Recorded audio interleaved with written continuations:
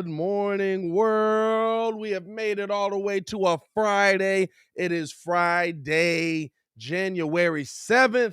Another beautiful day to break down some crazy sports talk. Welcome into the Morning Breeze, the daily sports talk show for the Windy City Breeze, man. We appreciate you guys for pulling up and joining us. As always, I am your boy, Pat the Designer, back at it again. Please like the video, subscribe to the page. We are live here. We're also live over on the Kontender app. So make sure that you guys check out the Kontender app, man. The Kontender is where, listen, if you can't sit here and listen to us for 3 hours a day, go on over, download the Kontender app, man. Check out what they have going on over there. They're adding in so much stuff all the time. And, of course, you can hear the Daily Breeze over there Monday through Friday from 6 to 9. Welcome into the show, man. How you guys feeling today? It's a nice early morning. I'm not going to lie to you. As y'all can see in the video, I am bundled up down here. It is 0 degrees outside. So normally what I'll do, I got a nice little heater down here, you know what I'm saying? It don't heat the studio crazy, but it gets it to a good point. Gets it to maybe 60 degrees. I come down here, got up a little bit later this morning. Normally I'm a 4:30 riser, got up at about 5, threw the routine off a little bit. I come down the stairs, freezing in the basement, hit the heater on. It's got a nice little temp reading on it. I hit the temp reading. What's it say? 49 degrees. Jesus. 49 degrees. It is now. I'll give you the update. We can do this throughout the show to see if I get any warmer. I'm now up to a solid 61. It's a nice spring day. You know what I'm saying? Nice early in spring, coming out of winter day right now. It only feels like that on the legs, though. It only feels like that on the legs. It don't feel like that on the legs down here. It's -2. I feel every bit of this -2 What in this the heck basement. was that? Dum, dum, dum, dum, Is that on my end or is that on your end? What the is that? Dum, dum, dum, dum, dum, dum. What? That's how I step on. I can't hear a word you saying. You can hear me now. Let me see if the stream can hear you as we getting this cracking. Let's see. Oh, wow. So it's me. All right, hold on. Don't worry. Technical difficulties, man. We doing this on air, you know what I'm saying? Keep it going, kid, for the people. Don't worry. I know it's you. Don't worry about it. What the heck's going on? I know it's you. It's okay.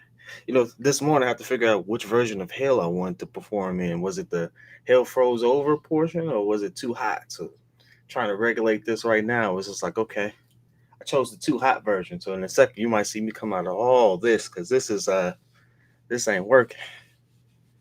This ain't doing it. Good morning, chat. Good morning, chat. Good morning, everybody.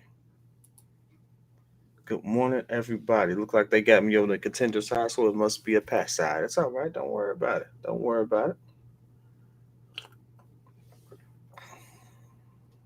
You just gonna stop talking just to screw with me? Nah. Thought about it. Listen, I said, keep talking so I can figure out what's going on here. He just stops altogether. I didn't stop. I've been talking this whole time. Let's see. Don't worry about it. Don't worry about it. Anyway, in other news. Last night I saw one of the most interesting games I've seen in a while. All right, I think I got you. Try it now. I'm here. Definitely can't hear words you saying. This is crazy. Good start to the morning, y'all. How y'all feeling? I can't. Really can't hear Kid. I know the stream can hear him. I don't know why I can't hear him. Hold up. Let's try it one more time.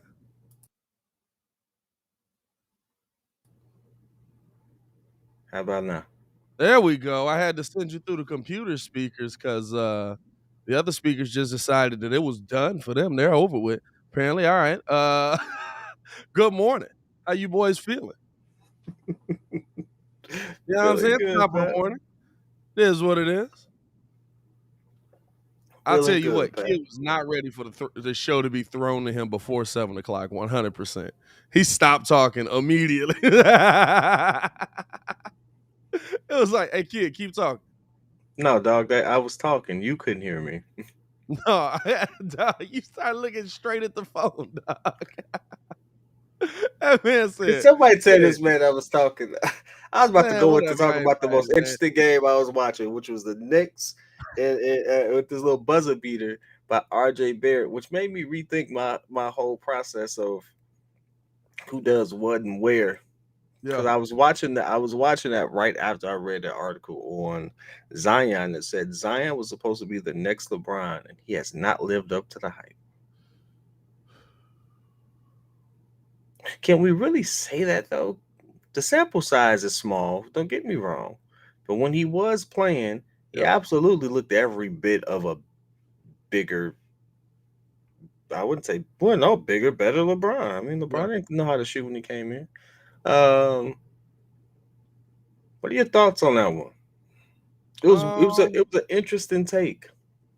So I hate the here's the thing, comparison. right? Especially with Zion.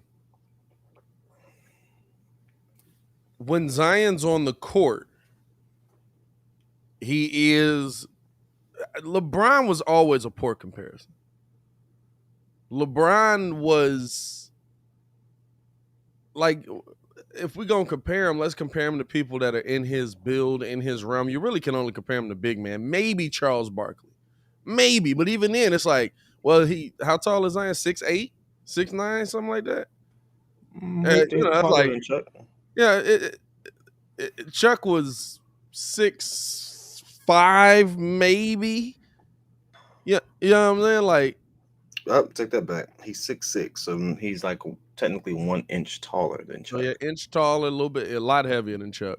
Um, Depends on what year, but Depends on 1 year. That's a depends on fact. what year. End of career Chuck was pretty heavy, but no, it's and Young shout Chuck out to was a everybody beast. in the chat this morning as well, man. Appreciate y'all for tuning in with us. It's interesting because like we compare people to players that they're not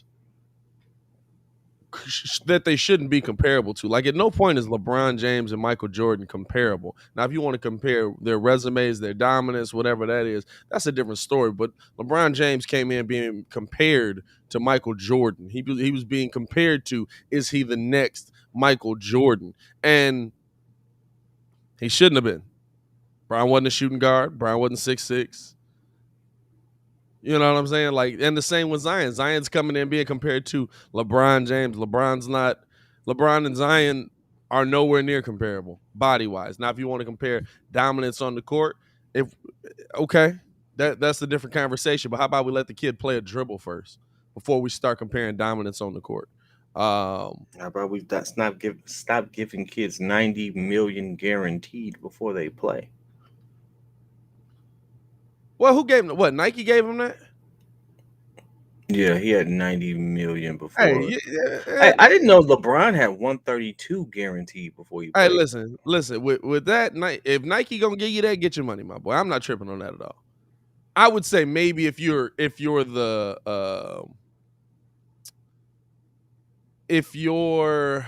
what's the word? If you're like the Nike rep that gave him that, you might have made a bad decision on that one.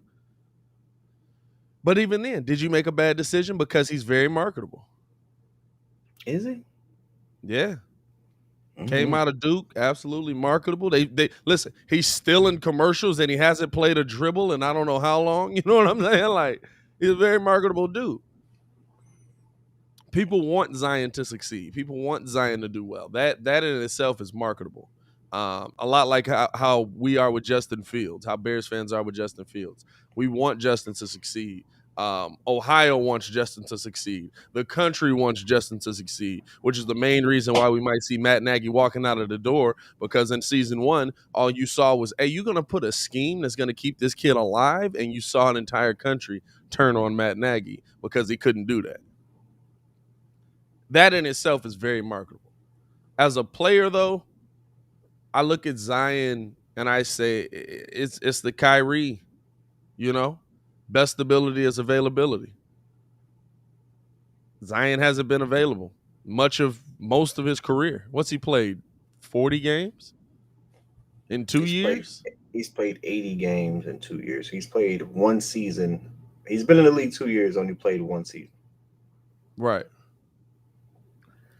I That's can't. how And it you know what's happened. crazy? Like, if they ever made the playoffs, he might make a real name for himself.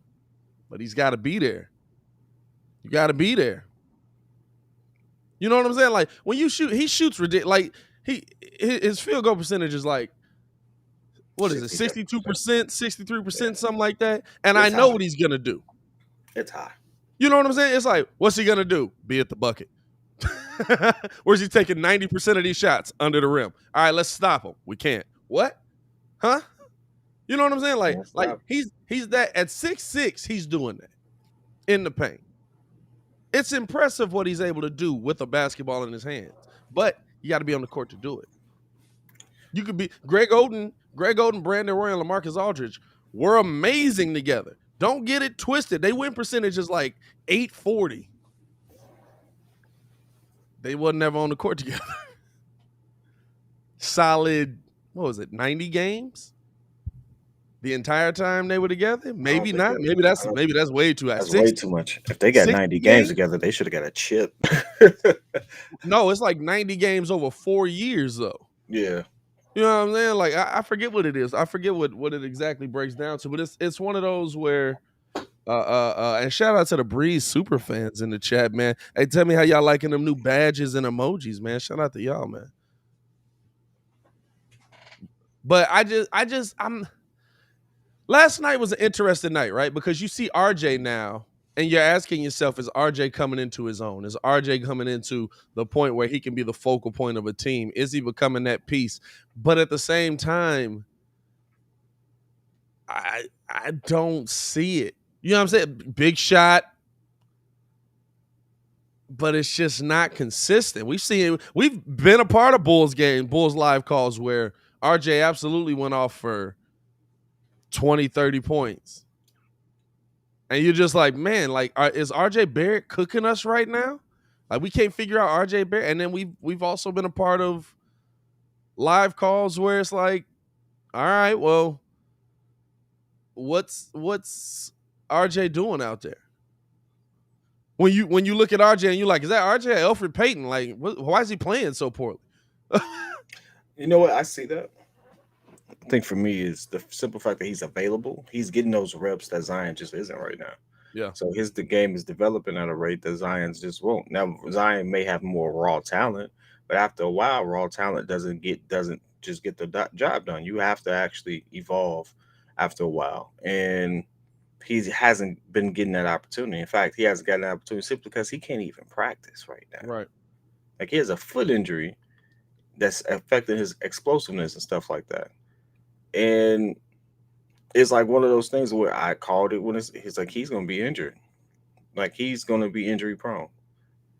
You saw it the way he limped up and down the court. Like, I don't care what nobody else saw. I saw it. I was like, I don't like the way it looked. He has a very weird gimp. And for the type of style of basketball he plays, it was going to be a problem. Can we I think call Gilbert even said that too. though? Gilbert said that too. Gilbert Arenas. Can we call that injury prone though? When you have been only available for half of your career and you just started, yeah, it's injury prone. Because he had one injury coming in. It wasn't like it's not like he's just like, oh, he's out and he's been out for a season. Yeah, but the injury at Duke was an actual basketball. Like, he was on the court. It wasn't nothing freaky. You know what I'm saying? Like, the foot has been kind of a weird injury. It's like he needed surgery, then he needed surgery again, then he needed surgery again. Like, that one's been a weird one. But the injury at Duke was he was going to make a play and his leg extended too far. Wasn't he, like, tore something in his groin or something like that coming in? Like on the last game or something like that.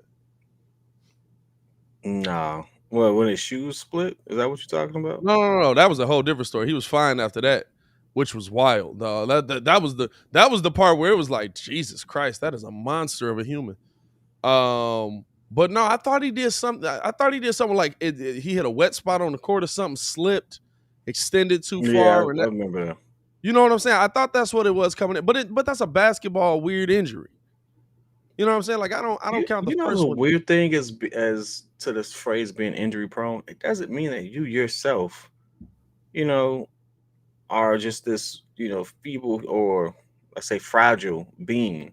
It's Yeah. just that, hey, for some odd reason, when effed up stuff is happening, you're around, and it's like, yeah. So, whether it was that or not, it still involved him, and it still has affected his availability, and it still has, like, it's unfortunate, Yeah. but it is what it is. Like, are you on the floor to play? The answer is no. He's not on the floor to play. And the problem with Zion is he's not moving in the right direction. Yeah, not at all. You know what Hey, I'm saying? how about you play a season before you say you want to get out of a city?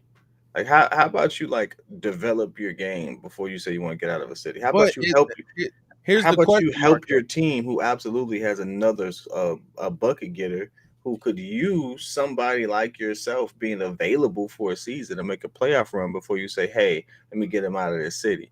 Like, Here's my question with it though. Is he trying to get out because of the medical staff? Is he trying to get out because his complaints have not been about New Orleans. His complaints have been about the organization's handling him. man, his complaints has been about his family saying he needs to be in a bigger market. Well, no, that's his dad complaints or his uncle, one of them. You know what I'm saying? When Like you're that was 19, your dad complains, he's pretty much speaking for him at that point. He's already said, "Oh yeah, I would love to play in New York," and all that stuff. Like, that's not a good look, dog. How about this? I'm happy to be in the league. All right, happy to get it's, paid. it's it's a very different way than what he said. What he said was, "Who wouldn't love to play in New York?" A lot of And people. everybody took that as he want to leave. It was like, well, no, that's pretty much what every NBA player say. Like, they favorite places to play are the United Center, the Staples Center, or whatever it is I now. ain't never heard Crypto. nobody say they like playing at the United Center. Oh, I have. I definitely You heard got, people say they like to I play got to at the see that UC. tape. I've definitely heard people say they like to play at the UC. They might have been from Chicago. Okay, that's different. Hey, That's different, right? You gotta listen, be from Chicago the. run the NBA. I don't care what nobody say. Yeah, when we finally decide to run the NBA, Chicago run the NBA. we run. I'm talking about just players from Chicago. There's so many players from Chicago in the league or from the burbs. You got to substantiate that. When I say that one, I was like, "Ain't Fred VanVleet from the town?" Somebody said that man from Rockford. I said, "Dang dog, why y'all disrespect Rockford like that, dog? What's going on with Rockford?" Dog, Rockford is such a depressing drive. Such a It is, depressing bro. drive. I It will is. say this. It's just empty. It's just like you can see from one side of the town to the other. It's like, clearly this is a whip pro town. Like, this is not. This is normal people don't go here to stay on purpose, right? So you hide not from the law or something like that. Something is happening in this town because it's just. I will say this though, them suburbs, man, the gyms in the suburbs, Yeah. like living in one now and looking at their gyms, them people supposed to be way better than they are. I'm sorry, you supposed to Hey, be way better, when you don't have to hoop outside, dog. when the We city had to give it hoop to you for outside. free. Hey, we had to hoop outside because my mama wasn't giving us $5 to go to the gym. Or paying for a $250 sub for the year so you can go hoop. You Like, know what I'm saying? like Like, that wasn't happening. So it's like I look at these gyms and really nice gyms, air conditioned, courts always swept. now I'm like, here's the question: what makes the better hooper? Right? Does the kid that grew up in the best gym make the better hooper, or is it the kid that grew up hooping on the street courts because one, you always was there because that's where everybody was at, and two, because you got more character built there. Because on the street court is the only place where you can see somebody playing center while drinking a Bud Light on the sidelines. I say street court. I mean, even to this day, John Morant, that's where he trains. John Morant, when he go on, he's It's training gonna off be season. bad for his knees. He got to relax on that. That's gonna I, be not, horrible for his knee. Well, unless he's just shooting out there. I get mixed reviews on that one. Some people say it's not that bad. Man, listen, They say continue. every Chicago hooper got knee problems. They say continuous playing on it without taking care of your body will obviously do it to you. But it was like Like they had him. If you look up some of his training material, he's training on outside on concrete at a court he grew up around. Like, and Yeah, it's interesting stuff. hey, when you young, when you young is great, dog. You know what I'm saying? How old is Ja? 20? Is he 21 yet? Yeah, Ja still, 2021. Ja still 20. You know what I'm saying? When you young is great, man. Listen, let me tell you something. Name me a Chicago hooper that got good knees right now. That's in the Hmm. NBA. Hey, that tell your whole kneecaps off, dog. I tell Don't you what though, when don't let growing somebody up, be up there trying to play hard defense too. They gonna knock you out, knock you over. Now we gotta fight. playing on the street court, Yeah. we used to run them suburb kids. I used to love my aunt. Where would you go? You know what I'm saying? My Like, aunt used to live in Schaumburg, and there was nowhere to hoop but this Lifetime Fitness. And fortunately and unfortunately, if that's the only place to hoop, and you like yeah, 14, 15, and all the college kids come back, and that's like all where they hooping. It's like, all right, yeah. well, I'm the 14, 15-year-old. They got to hoop with all the college kids. Man, they used to come back looking extra privileged. It was like, you look like a victim right now because you about to get these buckets. Yeah, ran that court for 11 hours straight. He's like, Hey, my favorite day. So we end up going to hoop. I love that we start the morning off just chopping it up. We end up going to hoop with first time like early in my marriage when I was living out here. So they were like, "Hey, these people are renting this court out. It was at Proviso West. Y'all can come up here and hoop. It's gonna be a bunch of people up there." So I'm like, "Oh, cool." So I called my crew, called my brother, my cousin, two of my best friends. So we come up there. We hoop all the time together. They coming up there, they hooping and stuff. So we just start running. We win one. No, at first they wouldn't let us on. We came in, they was like trying to like, oh yeah, we'll get you in there. Don't worry about it. We'll get you in there. Yeah. So we had to sit for like oh, 3 games, right? that's the worst. So I looked at it, I said, when we get on, we're not getting off. We won one. Oh, that was a lucky win, man. We got y'all next time. We won the next one. Hey man, they got some game. You got to play up on that. My homie Jay. Jay can shoot from anywhere. He always has been able to. I don't know why. He just always could shoot. So now I'm getting in his head. I'm like, hey man. Hey, he said you can't shoot. He said I can't what? He ain't say nothing. I'm just starting stuff. I said, he said you won't pull that. Jay at half court. Nothing but net. Now he going.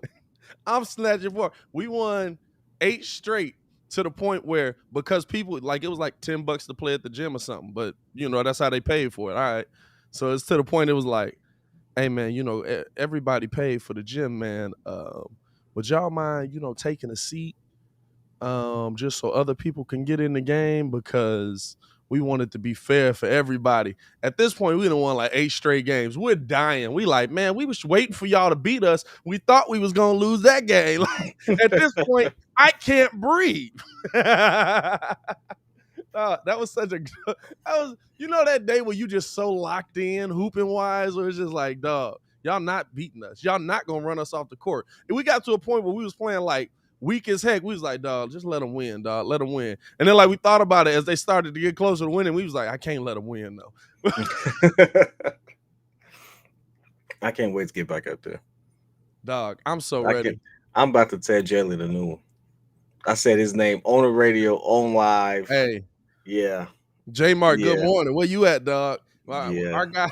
Our guy literally was just like, kids, you ain't got it no more. You ain't got that was what, 2 years ago? Literally 2 years You ago. know what he waiting for? He trying to Floyd Mayweather you. He can't do it. He He trying to ain't that Floyd good. Mayweather you. He Nah, trying to wait till you get too old to do anything. And then when he's like 47 and you 50, he gonna be like, all right, let's go. He got the few years. hey, he got 9 years. At 40, I'm hanging it up. No more hooping at 40? Nah, I'm done at 40. Man, I can't do it. I want to be that old head that's definitely up there. That's like, ain't nobody worried about him, but he's still making plays. You just like, wait a minute, dog. Was that Chris Paul? Hey, talk about unsung heroes in the hood, though, right? There's a guy to this day. As I saw him last time I saw him play was right before the pandemic. He has to be about 56. Yeah. You couldn't time it. He was one of those dudes that was just naturally gifted, naturally athletic, short. Yeah. But like he had a nice handle, real nice handle, nice cadence to his game. And you just couldn't time it. He just hit you with all these different combinations. And for me, I was just like, man, I wonder what he looked like 30 years ago. Right. And they have tape of him 30 years ago touching the top of the square. And he's shorter than me. And I was like, wow. Old heads used to be I don't know if it's because y'all went through more oppression than we had to, maybe, or what. But like the athletic ability on y'all was wild. Fam, like even when we was watching that old tape of like of Wilt and Bill Russell, and you see Bill Russell block a shot at like literally the top of the backboard, and it's like, fam, what else can somebody do to get the ball over you? I threw it pretty much over the rim. Man. Like, why do you have this athletic ability, dog? It's wild, man. Hey, we talked about the one side of the game last night, especially with RJ Barrett and Zion Williamson and them. But I want to talk about the other side, dog, because I mean, what the heck are we seeing here night in and night out in Boston? What is wrong with the Celtics, dog? Ime Udoka basically came out and said they're mentally weak. Ooh. Mentally weak. They blew a 25-point lead last night to the Knicks. What is wrong with the Celtics? To me, there's no way that it's these players won't fit together. They don't do the same things. Like when are they just a point guard away? Are they a good head coach? Well, I mean, it's Ime Udoka's first year. I'm not saying that he's going to be a terrible head coach. You know, you got to come in and put your systems in. But I'm sorry, Ime, you walked into a 5th seed last year. Were they 5th? Something like that. And now you're not even in the playoffs? The league has changed. The league may have changed, but the East hasn't changed that much. If anything, a lot of the teams in the East, because they're still in a state of flux, have gotten worse. Philly's not where they were at. Atlanta, due to COVID, hasn't been where they were at. The Charlotte Hornets are right where they were at last year. They haven't gotten any better. In all honesty, like that's the one team where it's like I'm looking at it, I'm like, that's the same team as last year. Y'all didn't improve nothing. Y'all made no signings. Like Cleveland got better. We got better. Nets have stayed the same. Nets were always a top 2, top 3 team in the East. Bucks have stayed relatively same, and they've been injured.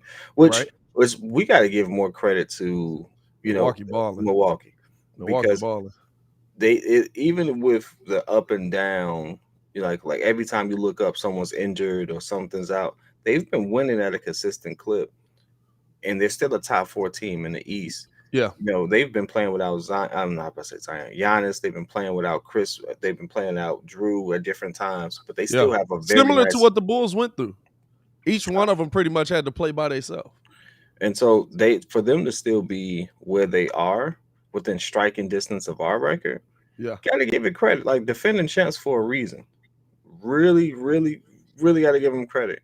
Do you still take that 90s approach to it where no matter who you are, no matter how much you win, you still ain't did nothing till you knock off the champions? That's how Jordan come in with everything. It's like, I don't care how much you improved your team, you still ain't the champion. I agree with it because it's the truth. As long as the winning champs are within the top teams in the league, what have you really done until you beat them? You haven't done anything. We haven't even played them yet. Who put this schedule together? That's Milwaukee is 90 minutes away. Easy drive. Who put this game? I gotta say, NBA officials trash this year. Not officials, I should say. NFL schedule makers, whoever that is, trash this year. This is the worst schedule I've ever seen in my life, and it's not because of COVID. Like, we were not scheduled to play Milwaukee until 2022. Trash. And we played all our games versus the Knicks already. Trash. What? Trash. Absolute trash. But hey, listen, it leaves us with great anticipation because now we're going to sit there and talk about the what ifs until it happens. And now hopefully we're all healthy. Hopefully they're all healthy and we can get a true test as to what it is, because that's what we all keep saying. We need XYZ player to compete with this team. And we're saying it for a reason, because they're the champs. Yeah. So the only thing I wish, especially with the people who rock with us, is that we do keep it a buck. Like, winning matters. Not just winning regular season games, not just getting a couple season playoffs. Like, winning championships matter. I don't know where all these players are getting the whole, well, if I win a championship, if I do, I don't. No, you get paid and you play to win chips. Not to sit there and look cool on the court. Well, you know what? I get that aspect of it when you get to a certain point. Like, it's like, listen, I'm not doing the whole. Now, for some of them, it's weird because it's like, well, you jumping around from team to team, clearly to win a championship. But like, Russ is trying to get a ring. I don't care what Russ is trying to get a ring. No, Russ, absolutely. Melo too. But it's one of those to me where it's like, I'm looking at a lot of dudes that have taken on that Charles Barkley mentality because they've seen the dudes that didn't get rings still be very successful in life. You know what I'm saying? Still do very well in their life. Like, yeah, you got to take the you ain't get a ring jokes. But, and you know what? I'll say this. For the generation now, it's going to be a lot harder because at least for Chuck, he can say, I had to beat Michael Jordan. You know what I'm saying? It was like, yeah, I didn't get a ring. But hey, Shaq, you didn't get a ring either until the old GOAT left the NBA. You know what? I think this NBA, you can still get an excuse because, I mean, you have to deal with the fact that LeBron and that super team existed, despite the fact that they went 2-4. I mean, 2-4. A lot of people ate with Brian, though. That's what I keep telling people. A lot of people eating. That's a lot of different championships names in the span of LeBron being a championship. In the span of LeBron's prime, a lot of people have eaten, and you can't tell me he hasn't had the best teams or comparable to the best teams. That Cleveland team versus Golden State was very comparable. I don't care what nobody says. Look at the stats. Look at the records they broke. Look at all that stuff. Don't be a fan. Don't be like, oh, it's the greatest shooter. Shut up. Be a real fan of basketball. Look at the analytics of it. Yeah, it's a really evenly matched up game. Like, hearing Iman Shumpert talk about it, like, they weren't overly concerned. The only team that's like been dominant to the point where it was like, okay, this is not fair, was the KD Warriors. And they got 2 out of 3. Yeah. But that was unfair. Like, when they got to the finals, it was KD, Clay, and Steph, and it was just like, yeah, nah. Yeah. Kevin Love, Kyrie, and LeBron ain't got that one. That's not gonna work out. And they would have won 3 in a row if it wasn't for injuries. So they definitely would have won 3 in a row if it wasn't for injury. Yeah, that was the most unstoppable team. Yeah, where it's like Brian came out after the shop and was like, man, coming back from 3-1, that's greatest of all time right there. And I'm like, nah, dog. A lot of people dead on the other side of that. So it was a great series. It was thing, but nah. The reason why I hate him saying that is because, like, name me a series where Pippen averaged 30. There's a what? I don't think there's a series where Pippen averaged 20. Pippen was no, I think it's about 19 points. Like, Pippen was usually about 19, 18 points. Very different era of NBA. But Kyrie had to average historic numbers with LeBron's historic numbers to make it happen. You got to put some respect on his name. You're not the greatest of all time, having your Robin, who arguably should have won MVP. Because I was upset that he didn't. I was upset Kyrie didn't. And at that time, I wasn't as huge of a Kyrie fan as I was. You wasn't giving the Cleveland Finals to MVP to Kyrie though. Like we know NBA MVP is like, if we being honest, was Kawhi Leonard the MVP of that series or Andre Iguodala the MVP of that series? Yeah. They just guarded Bron. Nah, he was the MVP of that series. Iguodala was the MVP of that series? Go back and watch it. Dog, nah. Go back and watch it. It was like the game was like really stagnant for him. The game had really got clocked down, and Steph was getting really pressured. Like they were allowing them to play and sticking Steph 94 feet. Yeah, it was really tough for him to get his shots off.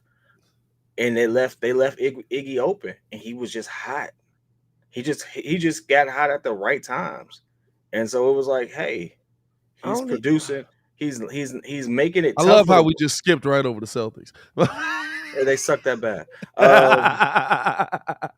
But dog, like, you just gotta go back and look at it, because I felt the same way too. I'm gonna keep talking about it too. Hey, why am I sending topics in the morning? We're not gonna talk about them. Hey, we gonna talk about it. Watch this professional segue. Hey, let's do it. Give me 2 minutes. Give me 2 minutes. Right? Keep going with it. I want to see. Hey, look, now I want to see the Iggy numbers. Right. So it's like, it's not a matter of him. Like, his numbers alone are not going to stand out. You got to look at his impact on the game and that X factor. And he took that X factor to a different level for that particular series. So in that series, he was Finals MVP. I get it. Now, if the MVP award was like who was the most impactful player the entire run, then it's definitely with Steph Curry. He was the reason they got there. But for Clay, you want to combine, but his defense and stuff like that, yeah, LeBron dropped 30 or whatever, but he did it on 39% shooting. Like, you made LeBron average 39. He averages 51 for a career. Yeah. Like, he made LeBron work. So, yeah, like, he could drop this 30. You're not going to stop him from dropping this 30 in the middle of a final. Like, we got to give LeBron credit for that. But how hard I'm going to make you work for it, and how, inefficient I'm going to make you for a very efficient player, yeah, that's why he got it. I hated to admit it, but it's the Finals MVP, and who had the best impact in the Finals? It was Iggy. So he shot, of course, his defense, right? Had excellent defense on Bron. 55% from the floor, 44% from 3-point range. He had a higher overall true shooting percentage than Steph actually did in 6 games. Numbers don't jump out the gym as far as points, but it's when he got his money. It's like the timeliness of his. When Iggy was on LeBron as his primary defender, what Bron shoot? Shot below 40% overall. Went 7 for 22 from the floor for 20 points in Game 4. Yeah, shot 38% from the field. Yeah, it's not a bad case, man. Elite defender, stepped up at the right time. I was happy to see it, because without Iggy, he don't get that money. Hey, listen, I don't know. I don't know, though. You need Iggy to win the ring, right? But you still got a chance at the ring, because what that series go 4-1? Wasn't it 4-1, something like that? It didn't go long. 4-2 maybe. You talking about 2015? Was it 4-2? 4-2 maybe. I think it was 4-2. Hey, listen, maybe you get to Game 7, because Steph's still dropping 26 a game, 45% shooting from the floor. He was shooting 40% from 3. Game 1, he scored 26 on 50% shooting. Game 5, he had 37 on 13 of 23. It's tough. Oh, it's tough. I'm not gonna lie. You know why it's tough to me? Because, like, if you take Steph off that team, it's not in the finals. That's a fact. If you take Iggy off that team, they still in the finals, but maybe it gets to Game 7. Maybe it makes it more interesting. I'm not saying I don't like Iggy. Iggy is pivotal to it, because he allows Clay to not have to defend LeBron.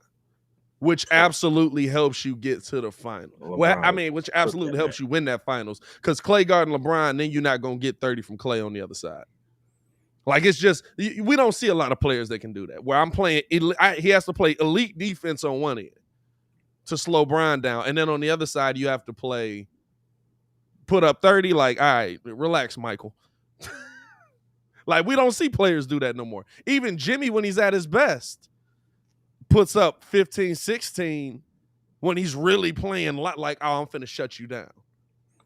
Professional segue back into the Celtics right here. Now, Here that statement you just made about elite defenders not playing both ends of the floor is one of the things that I look at when I look at Jason Tatum. Like, how much of an elite two-way player is he really? And I don't think he's an elite two-way. I think he's a better scorer than defender for sure. Absolutely. I'd call Jaylen Brown an elite two-way.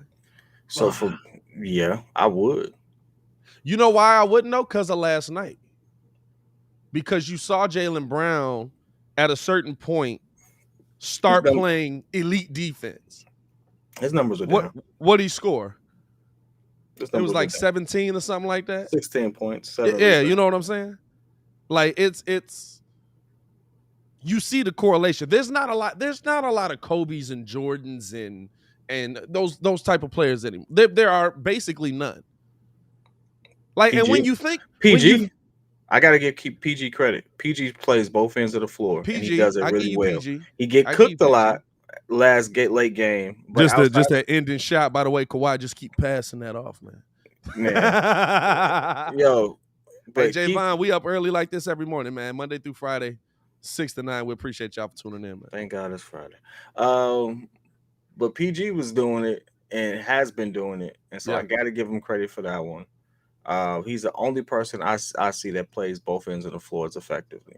Yeah. And going back and watching some tape, man, listen, people got to put some more respect on Kobe's name because Kobe absolutely tried to stick. No, Kobe absolutely did play both ends of the floor. No, Kobe. Now I say this: Kobe took plays off. Later in his career, it was because of zone, not because like what people don't take into account is that Mike had to play man. So there was no zone. Like there kind of was, but not really. Like zone was just like everybody meet at the rim and hit him with a bow. You know what I'm saying? Like that was zone. That's pretty much what it was. Which is not the Jordan rules, by the way. Go actually read the book and educate yourself. I love that Muzzer just like, the Jordan rules was just knock him on his butt. No, that was actually like, it's written out. Like we can do our own research here. But the interesting thing with Kobe was that the zone had come in, so you could take plays off. There was moments where Kobe is randomly guarding Jason Kidd, and Jason Kidd can't shoot. So if he's standing to 3, I don't have to play you. You know what I'm saying? Like it wasn't like in Jordan Day, like you watch that tape, it's literally like Craig Elo's on the other side. Michael Jordan is with Craig Elo no matter what. There is no switch. There is no, it's like, that is my man. You know, the funny thing is I just watched some tape and, you know, Gilbert Arenas is making his media run. You got his Vlad TV stuff out there. He talks about Kobe a lot. Yeah. And if you hear him talk about when he dropped 60 on Kobe, he says for the most part, I didn't, you know, Kobe stuck me. I didn't really stick him. Yeah. Right. I couldn't stick him. AI talks about that. Couldn't stick him. Michael Redd had an interview. AI a little different though. Oh, AI definitely did. AI a little different. AI also said I couldn't stick him. He's like, I'm 6 foot. What I'm gonna do? Yeah. Michael Redd. Like, there's a lot of people from his era. People don't even remember Michael. I said Michael Redd to a 20-year-old. They're like, who's that? Like, you just don't know. Like Michael Redd. Don't they make you want to? You know, it make me want to punch people in the face. I'm not gonna lie to you, because I feel like we bring up players we didn't watch live on a regular basis, and Muggs really be like even kind of how like Muggs talk about just Kobe now because they didn't see Kobe, and it's like, well, was he really that dude? And it's like, I will slap you. what buddy be saying on TikTok? The Asian dude, I will send you through Jesus. That ticks me off so much, dog. It makes me so, because it's like, just because you didn't see it don't mean it didn't happen. Don't mean it wasn't great. You know how I get when people start dissing Kobe. It's like, He wasn't my all-time favorite player, and I still think Jordan the GOAT. But the Kobe Bryant disrespect, dog, Hey, I still want to nah, know when Bron passed Kobe. I really do. nah. I still want to know. Like all of a sudden, just Bron was just better than Kobe. I'm like, what? Prime for prime, nah. Kobe's prime was better. Kobe's prime. You want to know why Kobe's prime was better? Because you were really felt like you were gonna lose the game. Dog, for real. You really felt like Hey, 3 minutes left. It's a close game. It's Kobe. God dang. Like you really felt like the game was fam, over. I don't feel fam. like that with LeBron. It I was so never many. felt like that watching LeBron. Nah. I've always felt like you got a shot, especially if you coming down to the last. Now I'll say this: depends on what side of the ball. I will say that it depends on what side of the ball. If your best player had to be guarded by LeBron for the last shot, I would feel like it was over. That was the one time because I'll say he was that elite of a defender. He was that elite of a defender at when he was in Miami. Like it was to the like when they switched him on to Derrick Rose, like Oh, it was a wrap. after game 2 seeing it, because game 1 he didn't play him. Game 2 he played him. After I saw that, I was like, Yeah. I'm gonna keep talking trash, but I don't think we got this. Dog. Like he was that elite of a defender. Is he the last one? Who? Is he the last two-way that could shut down? Like shut down your team's best player. Well, here's the thing. Like Our let's team's be best real. player was six. Our team's PG best player was contains. 6'2". Well, but even Brian would shut down. You know, Brian was really shutting down like Muggs on the other side until KD came in as a 7'1" walking giant. Like I don't know what that is. That's like that's Whoa. KD is such a Who did he shut down? It's so weird seeing KD. Name somebody of note that he just shut down. Because even Paul Pierce dropped 48 on him. Hey. Hey, Paul Pierce had a day on LeBron. I mean, Paul Pierce, a couple days on LeBron. Hey, listen. He has dropped 48. Listen, J.R. Ryder got a 35-point game versus Michael Jordan. Let's not get it twisted, though. Let's not get it twisted. I wanted Paul numbers to look better versus Bron. They regular season numbers is trash, but playoff numbers, he actually got busy. Hey, listen. Yeah, when he got more help. That last series make a big difference. Or them last couple years make a big difference. You know what I'm saying? No, like, listen. I wanted Paul numbers to look better because I actually have a Paul Pierce jersey. Like that's my guy. You know, I'm like, first off, Paul Pierce is my favorite dude off the court ever. Just because that man is reckless and he knows it. But my favorite thing ever is when that was I'm a No Chill Gill guy. Hey, I do love No Chill Gill. I'm not gonna lie to you. He's another one of my favorites too. But No Chill Gill ain't got a random strip club in his crib that he just put in today just to bring Muggs through. It's like, fam, what are you doing with your money? I won a championship for Boston. I'm rich forever. What? But I went and looked at them numbers and I was like, hey, listen, Paul was the truth. But LeBron was there. Hey, a lot of them games didn't go the way you thought it was gonna go, though. I'm not gonna lie to you. So I give Bron was an elite two-way because he didn't shoot though. Like Bron was gonna be great defensively on one side, but also I'm just gonna overpower you on the other. I'm gonna get to the bucket. I'm gonna make my Bron didn't start shooting till what, last year in Miami? I would say he started shooting more in his Laker days. For sure. But I mean, just days, his jump shot has improved, and I'm impressed. In that Cleveland series though, in his last year when they came back, he was pulling threes for sure then. Yeah. Now you said when did they put him over Kobe? I say this just because of his longevity. Yeah, that's the only reason why I have him at 2 and Kobe as 3. Just because one, I have Mike as number 1. Yeah. And I don't believe in comparing different positions as much. Like I think it should be the greatest of your position or greatest of an era. Yeah. I think Kobe's era is early 2000s. LeBron's era is late 2000s. Greatest of the era, yeah. Yeah. But when it just overall, I just have Mike as 1. I got LeBron as 2 because you can't. He's Karl Malone with 4 with rings. with rings. And I have Karl Malone rated pretty high, and it's Yeah. like, how can I sit there and not say he's top 10 he's top 10 in several different categories. Yeah. I mean, LeBron's been doing it. Unfortunately, it's not unfortunately.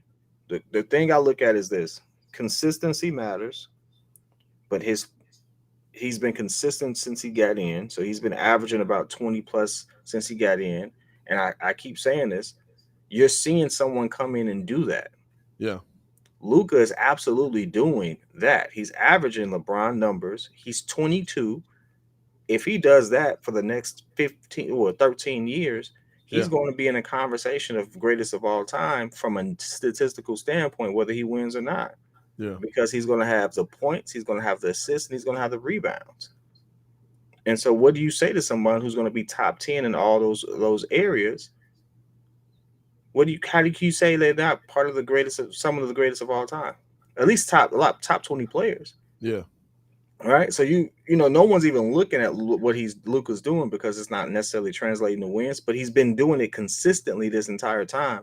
That once he finally starts winning, now we're gonna look at his numbers like, oh my God, look at what he's doing. It's Hey, like, dog, listen. I'm telling you now, he's been doing it. Same thing with how Dirk went.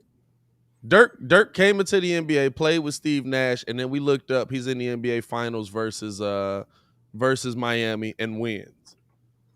Next thing you know, you look over and you like, man, this man hit how many 3-pointers? He had how many points? Wait a minute, he had how many points? Is he one of the best? Fam, that's why like Muggs really forget Dirk existed. When Cat said, I'm the best shooting big of all time, I was like, did Dirk Nowitzki die? Did I miss something? You know what I'm saying? Like, it's interesting, dog. It's very interesting, man. Like,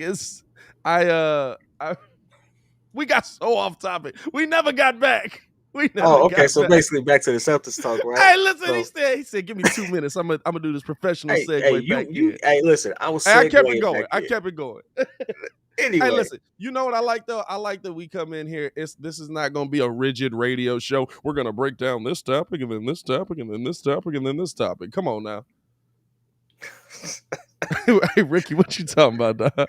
Ricky said, Pat, whatever you're doing with your hands in your hoodie, stop because it don't look right. Listen, it is cold down here. I am trying to keep warm. I am up to, here's the temperature update, by the way. I am still at 61 degrees. The heater is losing. Good Lord, dog. I'm at 72 now because it done turned around. Like I told you, the heater is losing out here, my boy. I told you I had to choose between which hell I was going to perform in. Was it hell froze over or just hell too hot? So I got like the hoodie and everything going. I think I got a thermal on under here. Like I'm trying to make it work, but then it's like getting too hot, and so now I'm like, good Lord. All right. Anyway, let's try this again. Back to these Celtics. So what's wrong with the Celtics? We done talked about Bron in the finals. We done talked about everybody. Who was MVP? Who was Kobe, Dirk. We got some Luka praise in there. All right, listen. We cover all the bases, man. Cover all the bases. Hey, listen. You can't tell me we don't have variety. Oh man. All right, so I'm gonna go on the limb right here so we move on to the next topic because that's just a dead topic right there. You want to know why it's a dead topic? Because they suck. The Jaylen Brown and Jason Tatum thing has not worked out. I don't care what anyone says about the whole don't break them up, this, that, and the other. Show me where it worked. How they made the Eastern Conference Finals? First year. They ain't made it back since. Lightning in a bottle. Hey, you definitely got to get back there, but you haven't been a threat since then, realistically. This is the thing. This is the thing, right? I think we both agree, especially now that they actually got a big man. They got Williams in there. I think he's out due to COVID, but they got Williams in there. They really just a point guard away. A real point, like if they got Lonzo Ball this offseason instead of us, that team is completely different. Now, I don't know if Ime's system works out that way, but to me, when I see that game, I'm just like, it's just Jason Tatum shooting and then Jaylen Brown shooting, and then Jason Tatum shooting, and then Marcus Smart randomly takes a 3, and then it's Jason Tatum shooting, and then it's like Marcus Smart has been playing his same game this entire time, and he's gotten more efficient at doing it. Same type of defense, everything like that. You're right. yeah, They do need a but is traditional point. Marcus Smart? Let's be real. Marcus Smart was best as a Alex Caruso. That's a fact. You know what I'm saying? He was best. Like you can't have a dude that's been 6-man his entire career. Now you can, but you can't expect him to do something different than what he's done his entire career. Marcus Smart's never been, oh my God, I'm wide open in the corner. I'm finna lace this 3 continuously. I'm gonna break down the defense. I'm gonna find my teammates on the floor. You know what I'm saying? Like he's been a dude that is a good point guard who can do those things, but he's a defensive clamp.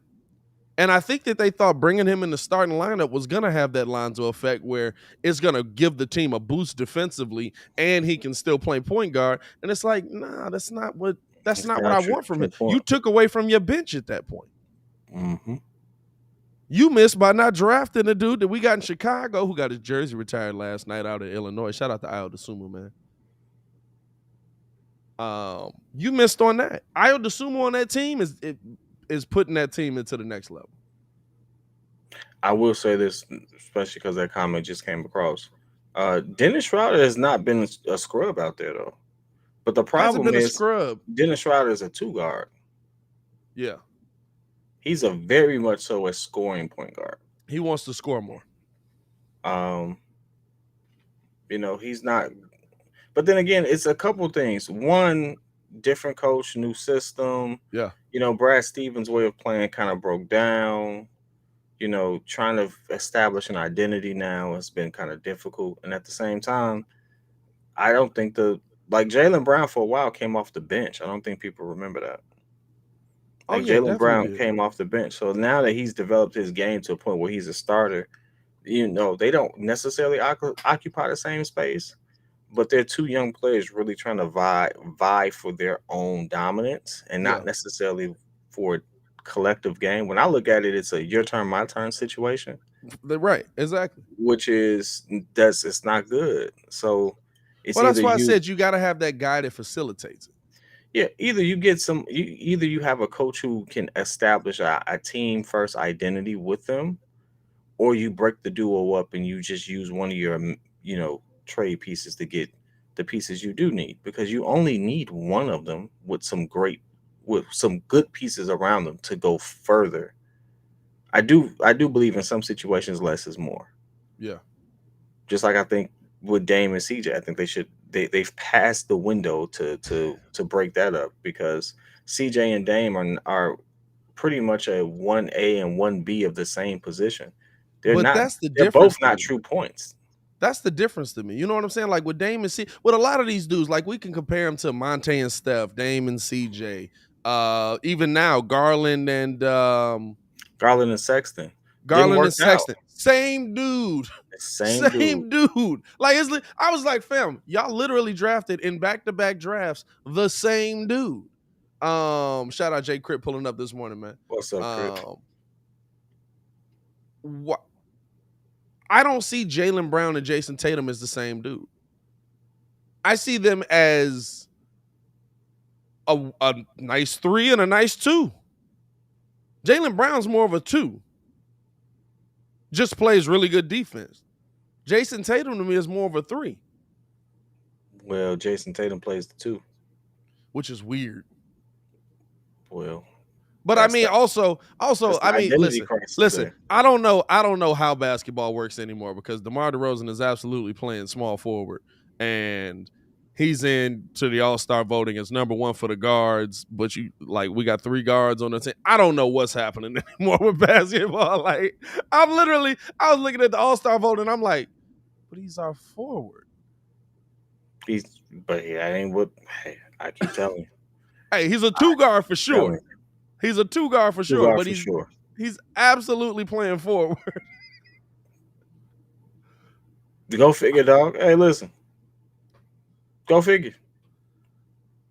Hey, listen. AD is definitely a center, but he wants to be a power forward. Hey, really playing small forward because they got LA down there. Yeah, man, I don't know. I got nothing. I don't. Hey, listen. What's the next topic now? Hey, you know what? It was a couple questions up here I saw. Just jump in real quick. Hey man, real it's a quick. freestyle Friday with it, man. We just Freestyle enjoying y'all being here, man. Hit that like button, subscribe to the page, tell your friends that the morning breeze is busting, man. If you guys want to, I saw somebody ask earlier, how do you get the green Breeze Superfan next to your name, man? Just join up with the Breeze Superfans. Either click the link in the description below if you can't see it, or if you see the join button on the screen, hit that, man, and you can join in with the Breeze Superfans. Appreciate y'all for tuning in, man. We got some new emojis as well, man. Somebody dropped that P.kidd emoji. There it is. Clayton with the P.kidd emoji. It's my favorite one. I'm not gonna lie to you. It's just like, I called Kid yesterday and I was like, hey man, I need some emojis of just like stuff we say. And he was like, man, if I gotta say in emojis, put that picture up of me. I was like, done. I still don't know why you took that picture like that. It was a legit off guard picture. It's you know how you set your camera on shutter and like it just takes a bunch of pictures. Well, my camera kept running and somebody said something. Like it wasn't a stage photo. That was a part of like I could show you the other photos where I'm actually like smiling or whatever because I'm trying to take photos for like some of the stuff we were doing. And it just happened that way. I was like, that's ugly. Like anyway, my face looked like something was ugly. And I was like, hey, listen, I kind of like it. It kind of fits the mold right here, right? One of the questions, real question is, who era was it in the 2000s? Kobe or Tim Duncan? It was Kobe's. Hey, listen. Kobe went to the finals with two. I'll say this. You go back and look at the numbers because they both got the same amount of finals in that era. No, Kobe got all of his in the 90s, in the late 90s, early 2000s. Tim Duncan played into Tim Duncan got Kobe his last didn't win a ring in the 90s. So Kobe's rings happened in the 2000s. Yeah. Tim but Duncan in that span of time, Kobe got, because they got two repeats they got a repeat and a three-peat, right? They got a three-peat and a repeat. Right. But Tim Duncan has the three-peat came first. Three-peat, and Tim Duncan has never done it. And he did it with two different rosters. Tim Duncan has never done it. No, definitely don't got a three-peat or a repeat. But on top of that, Tim Duncan won 99. Mm-hmm. And then then the Lakers went on a three-peat. Then he won. And then he won the next two, right? No, he won 03. Then Lakers got Detroit won. Then Detroit won 04, and then he won again in 05. He won 05. Yeah, so he won 03, 05, I think 07. Yeah. So he don't got the repeat or the three-peat, but listen, they was both dominating in that same time. Like we went and looked at the numbers one day, and I was like, yes, Kobe was actually absolutely a scoring machine. He was dominating the league. But Tim numbers is up there. Tim got a case. If you're looking at championships, scoring during that era, Tim absolutely got a case for it. Oh, absolutely. He does have a case. I'm not saying he was by any means, but like for me, looking at it, you know, as much as we can make a claim for Tim Duncan, I would say that Kobe absolutely went to all of his finals within that span. So between 2000 and 2010, Kobe went to the final 7 times. Yeah. Tim Duncan didn't. Tim Duncan benefited from having the same system, legendary head coach, a big three the entire time. Kobe didn't. Kobe coach didn't switch. Well, Kobe had a legendary coach, but like his roster and everything like that, he didn't have the. He didn't have a legendary roster. He didn't have a legendary roster at all. He didn't have a legendary roster. Even with Shaq, it was Shaq and Kobe and the rest of the nobodies. Look at the stats. Yeah, but Shaq is a bit like back then. Having two dudes meant a lot. I give you that. And you know what? Even like, see, that's one where it's because like we know that the Spurs were better than they numbers say. Because the Spurs numbers look similar. Like it's like Tim Duncan, 26.9 points a game. And then it's like the rest of y'all. But like Tony Parker contributed. You know Manu Ginobili did what he did. You know what I'm saying? Like, so it's There was a statistic in Shaq's prime where the only person that outscored him in the paint Was Tim Duncan. was Tony Parker. Oh, it was Tony Parker. Oh, yeah, that's right. I remember that. Off floaters and stuff like that Yeah. when he made his first All-Star game. When Tony Parker finally developed a jump shot, it was curtains. Like they had a really tough time with him. So like, but if you put it into perspective, Kobe technically went on 2 3-peat runs because he made the Fam. finals three times in a row with Paul Gasol. Can we talk about the fact that Tim Duncan absolutely averaged a double-double from 2009 to 1997? That's crazy. Man. I'm just looking at this. I'm looking at his numbers right now. I'm like, fam, he never averaged less than 10 rebounds until 2010 when he averaged 9. Tony Parker led the league in paint points for years. He absolutely did. Yeah, no, Tony Parker was definitely. So that's all I'm saying. Like, his numbers don't necessarily reflect it. We don't remember Tony Parker today, then, but early 2000s, you just have to be. You have to be there. Yeah, you had to be there. Hey, keep questions coming in the chat, man. We doing more of a freestyle Friday, man. The structure's out the window. It don't matter. Do we want to? I keep seeing this Nagy top 5 Nagy replacements. I want to get to that too, but before we switch off basketball, I do want to say this. I'm not gonna be mad about Kyrie that he has 200,000 votes for the All-Star game because it's a fan voted game, and who cares? Zach LaVine was 4th behind Trae Young and somebody else. And I was just like, well, that's stupid. like that's just dumb. Like you can't tell me like it shouldn't be DeMar and then Zach. Like Zach has absolutely been, if we calling DeMar a 2-guard, I guess then we're saying Zach has been the second best 2-guard in the Eastern Conference. I'm not calling DeMar a 2-guard, but I guess he's a 2-guard now. Based on the numbers, so or based on how they do in the All-Star game. So here we go. Let's get into it. I don't know if you guys do segments for basketball and football, but who are y'all top 5 Nagy replacements? Hey, Shaq. I'm just say everybody but him. Everybody but him, Shaq. That's what I'm gonna say. You know what?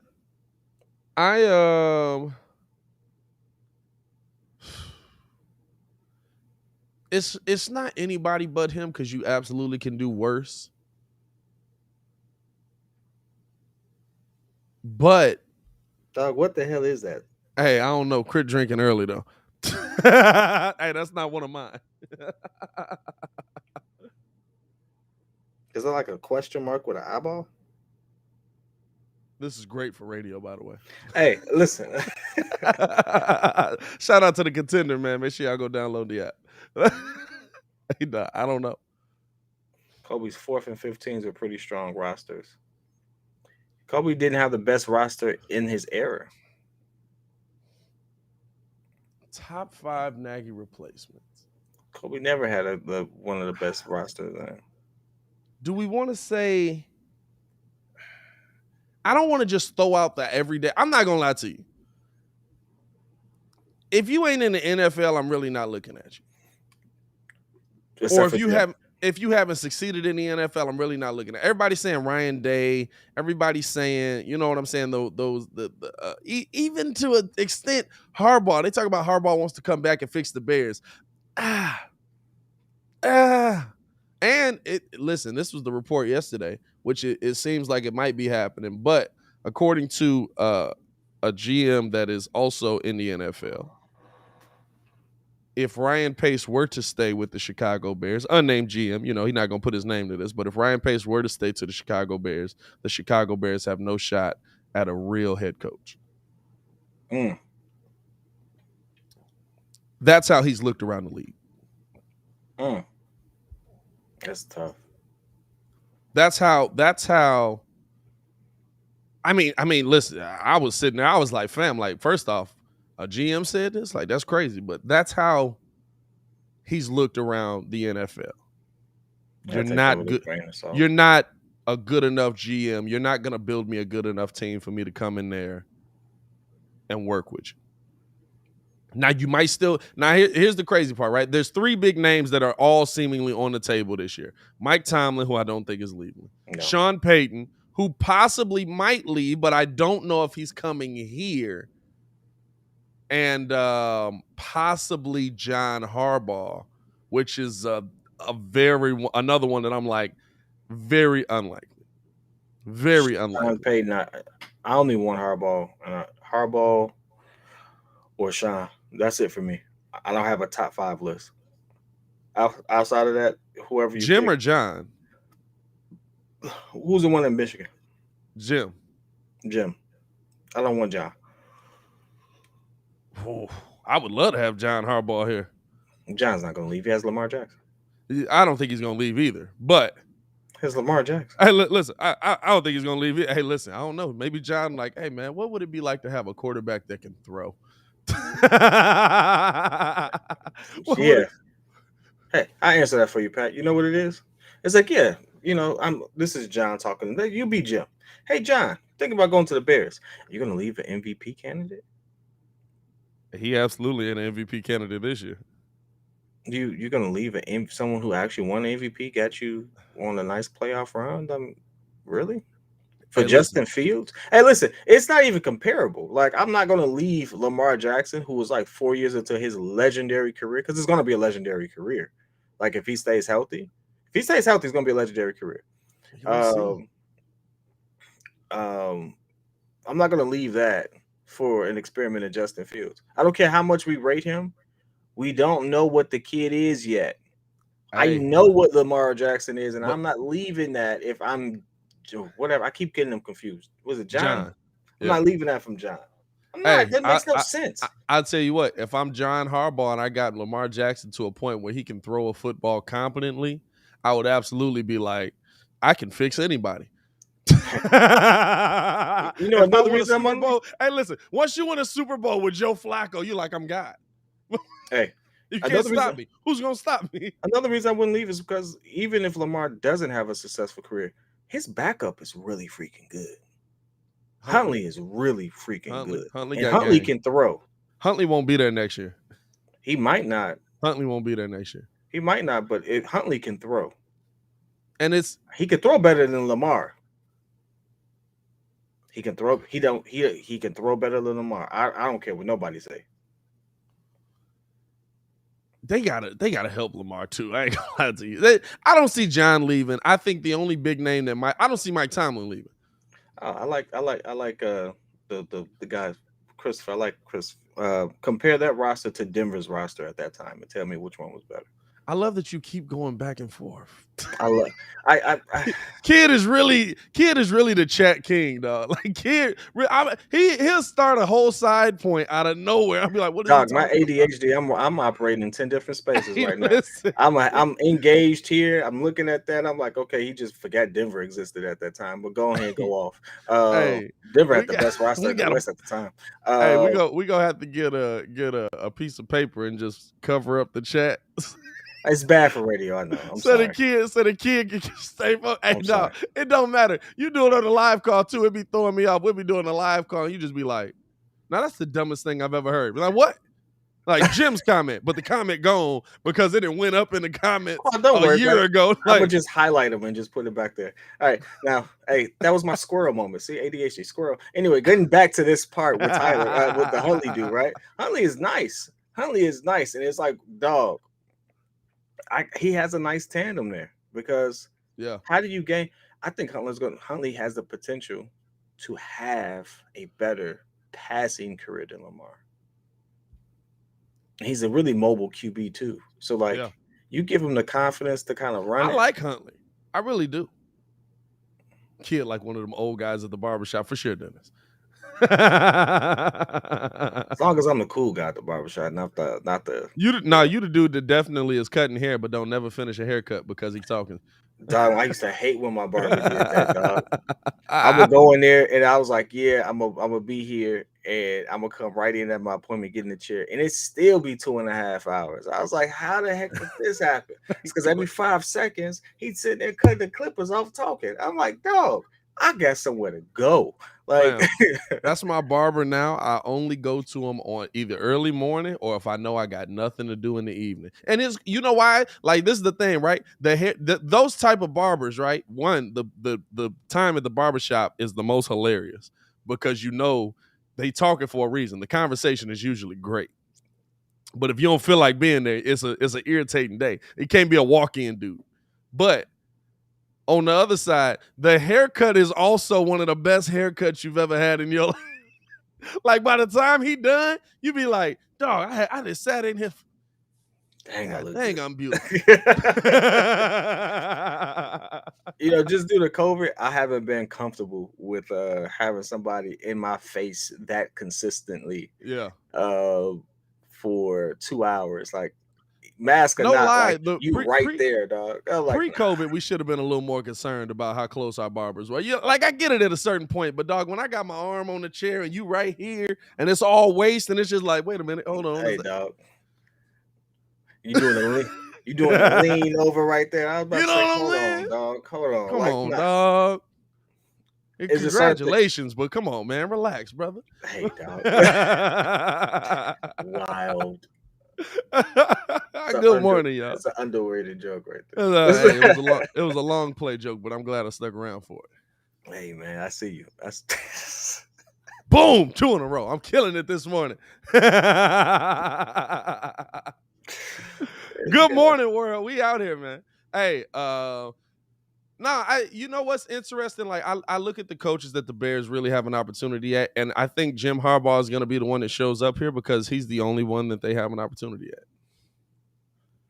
And he seems like he's expressed interest from what I've seen. He has expressed interest. He has expressed interest in coming back home or coming back to the team that he played for. You know, he was quarterback here for a long time. Not a bad quarterback, just got beat. Got the mess beat out of him. You know what I'm saying? Like, just took a beating for this team. But you know what? Like, he played in an era where Troy Aikman, who wasn't a good quarterback, is considered a legend.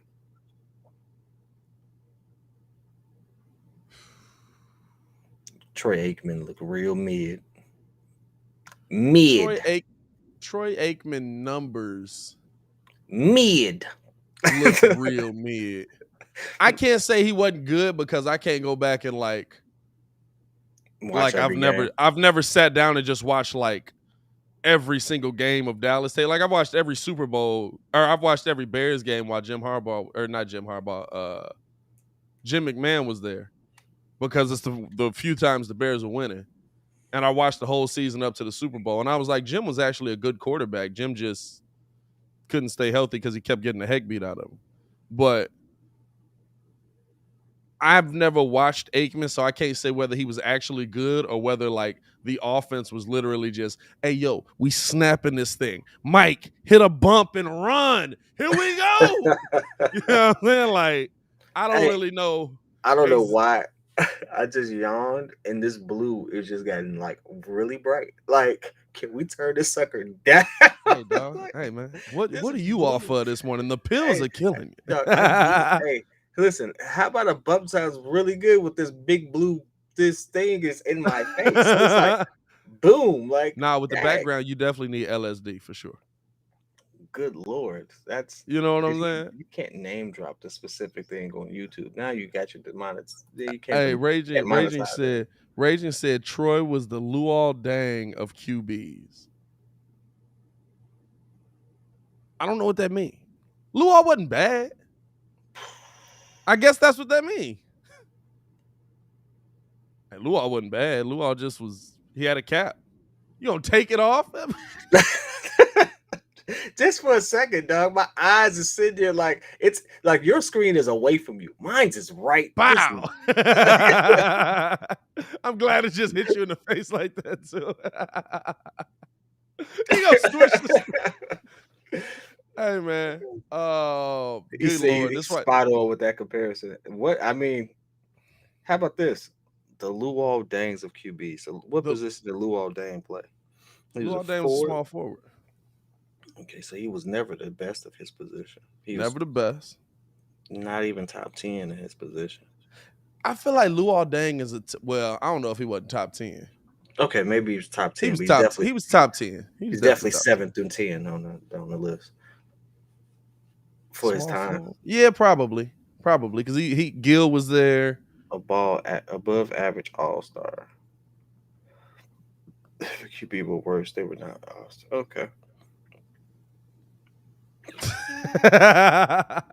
He's a serviceable QB. Okay. All right, Yeah. got you. Just like Luau was a serviceable. Serviceable player. You know what I'm saying? And listen, no matter what you say about Troy, no matter what you say about any of them, they was all focused on Emmett. And they got He was also, rings. but this is the thing, right? I look at that as what the NFL should absolutely look at to be successful. And the reason I say that is Troy was absolutely a serviceable QB, but he had the best offensive line possibly in football history. So he was a serviceable QB with great protection. That's a good. That you know what? This is a question I would love to like. It's no way for us to venture down, but like, how many QBs look just completely trash because their O line just didn't give them enough time? A Like lot of how? them. Like yeah, like Nick Foles is actually a really good QB with when he's protected. If you insulate him like we've done, Tom Brady of late, he could go toe to toe with a lot of people. I'm not saying he's gonna win you a bunch of games, but he's never really had. This is the thing, right? They'll still, like quarterbacks like that, they're still going to throw bad interceptions. There's still going to be moments where you look at him and you be like, "What the heck is that?" But what you calm down on is the moments where he has to make a snap decision because somebody's about to kill him, Mhm. and you're trying to get a playoff. If you can cut down those moments to far and few between, I mean, listen, they did it with Ryan Tannehill. Ryan Tannehill absolutely became a better quarterback because he didn't have to make snap decisions. It also helped that everybody was focused on Derrick Henry. But when you put pressure on a great quarterback, like you pressure Aaron Rodgers, it does not matter. Oh, I got two guys standing around me about to make a play. All right, I'm gonna flip this up to Devontae Adams because I know where he's at. I know where to put the ball. I know where to throw it. When you put that same pressure around a Mitch Trubisky, who maybe he was better than we all think. Maybe, although listen, he has some protection on that quadruple coverage, but where you put that same pressure on a Mitch Trubisky, even if he runs, he still realizes he's playing quarterback. Like my thought process is, I still want to throw this ball, but now I'm running. Now I'm trying to get away from somebody that's trying to tackle me. Now I'm trying. So now, like your mind is like, don't get hit, don't get hit, don't get hit. Find somebody. Like that's not I would say there's a ton. Heck, we talked about Derek Carr earlier this week. Not Derek Carr, David Carr earlier this week. Mhm. I always thought David Carr was a good quarterback. And now that I see what he's done in his post career with like helping quarterbacks get ready for the draft and stuff like that, now I know he was a good quarterback. 70, what was it, 72 times? 76 sacks. Dog, I've never seen that before. You know that's 20 more than Joe Burrow? Yeah. Joe Burrow got like 51 sacks for the season, which is wild that your QB who came back from almost a catastrophic injury is still getting hit so much. So, but they're winning. So it's wild. I don't know if that's him holding the ball too long. I have to watch more tape on it, but Yeah. I see Mosak QB and it's the same guy who came off of a really freaky leg injury. I'm not too happy with that organization at all. So I think they don't value their star at all. Dog, They I've got him kind of his said receiver though. I've kind of said the same thing, dog. It's like, fam, listen. I mean, listen. Maybe it's working. You got him, Jamar Chase. He's still taking a lot of shots off of an ACL. A lot of shots. a lot of shot. He is getting lit up off of an ACL. Now, somebody who watches them more religiously, let us know. Is he holding the ball too long or whatever? Like, what is the situation? Because if it's a lot on him, I'm with that. Like, Justin Fields got hit, and it's like 50-50 on him holding that ball too long. So I'm okay with him having 37 sacks on the season, Right. which goes to tell me that he would probably be the most sacked QB if he played more games, because he's at 37 and he hasn't played. How many games hasn't he played? It's like 4 games so far, right? Now it's about to be 5. Yeah. Jameis Winston career suffers from that bad O-line in Tampa. Jameis was throwing some bad passes. Jameis was throwing the game. Hey, listen. Kidd had that argument for like 10 minutes, and I said, Kidd, just go watch the tape. Oh, man. And he was like the first few, he was like, oh, okay, I can see why he went there. Receiver there. They closed out, not bad. What the heck was that? Dog. Jameis was throwing some bad passes, dog. I got nothing for Jameis on that one, dog. Hey, he snapped, and he was looking, and I saw the receiver he was looking at, and I was like, it's a tight window, but I know he can make it. He said, he tried to do like a no-look pass. Oh, man, dog. He tried to do like a no-look pass, and it was way off. I was like, first of all, why would you try that? And like, I get it, but it was like the way he did it. Like Aaron Rodgers does it at times, where he's like, he'll look somebody off, but the whole time he's really looking this way. Yeah. No, this isn't what Jameis did. Jameis stared this receiver completely down and just anticipated the receiver to be there, and it was just off. He was not. Was not. I'm gonna find a clip and send it to you. It was 50 interceptions. 50, wasn't that what it was? 50 touchdowns, 50 interceptions, something like that. It was 33 touchdowns, 30 interceptions. 33 touchdowns, 30. Oh no, he threw for 5,000 yards. That's the 5 I'm thinking of. 5,000. 30. This man had a 30 for 30. Just on his play on the field. In a world where Jameis Winston throws. You know what that is? That's Russell Westbrook. There you go. He was Russell Westbrook. Was getting you in them games, was getting you out of them games, but was looking pretty good stat-wise if you ignored the turnovers. Oh, you like that That's one. That's not bad. You like that one. That's not bad. Your boy Jameis Winston from now on. That's what he is. I give you that one. That's not bad. Not a bad take. Nice take in the morning by P.kidd, man. Top of the morning to you. That hurts your soul. That's not bad, dog. Hey, look, it hurt my soul this year. You know why? Because this year, I told you, I have no defense for Russ. I can't build a defense in the world for Russ this season. I got nothing. Nah, dog. It's like we said. I think Russ is starting to lose a little explosiveness, and so the plays that he normally made offensively are no longer available for him. Because, boy, he went for that little sweep through where I'm going to turn around, power through you, and then get to the bucket. And that mug said, who? I said, Russ, it ain't no basket there, bro. Did you forget the objective of basketball is to put the ball in that thing? Like, now, what's going to happen is he's going to get traded, and he's going to learn how to play again. You want to know why? It's because he's not playing with Brian. It's the LeBron effect. Because he's not playing with Brian. I said it. Now, I don't know how now, Russ got a contract on him. I'm not going to lie to you. I think he still got that same contract from Houston. Or they maybe they can trade him back. Maybe it's maybe it's originally the OKC contract. Dog, they can literally say, hey, John, you want to play with John Wall? Like, they could literally just go, here. Like, that wouldn't be good either. John Wall can't shoot either. Yeah, but John Wall turnover ratio is lower, and he does play true point. Or can not with LeBron. We know Bron is going to be running the point. You know what I'm saying? Like, listen, as much as we want to say, oh, Russ is playing bad, Russ is absolutely playing the 2 guard, which is terrible for him. It's not his position. It is all that there's not a day in the world where I would have been like, yeah, put Russ in the shooting guard. Like, he's really playing the 2 guard right now.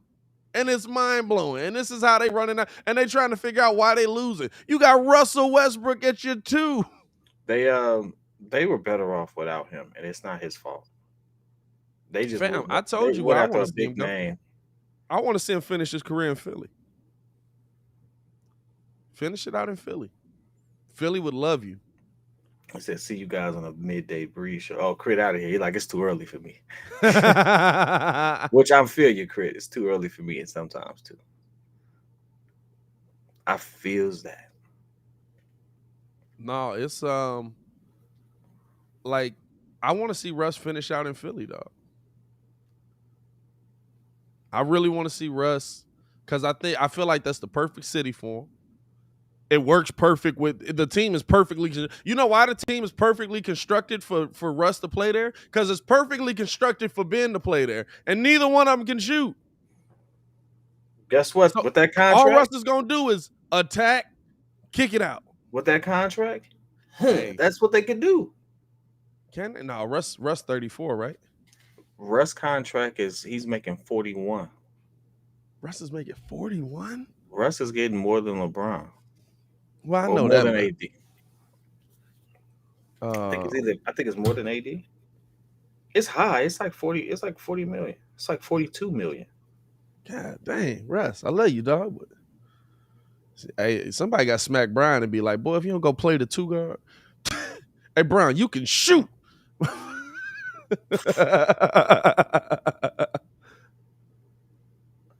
Russ signed a $206 million contract. He's making 44 mil. He is making fam. Next season, he's making 47. Get your money, young man. Get your money. Hey, get your money right. And I'm hopeful. Yes, I am. I hate that song. That's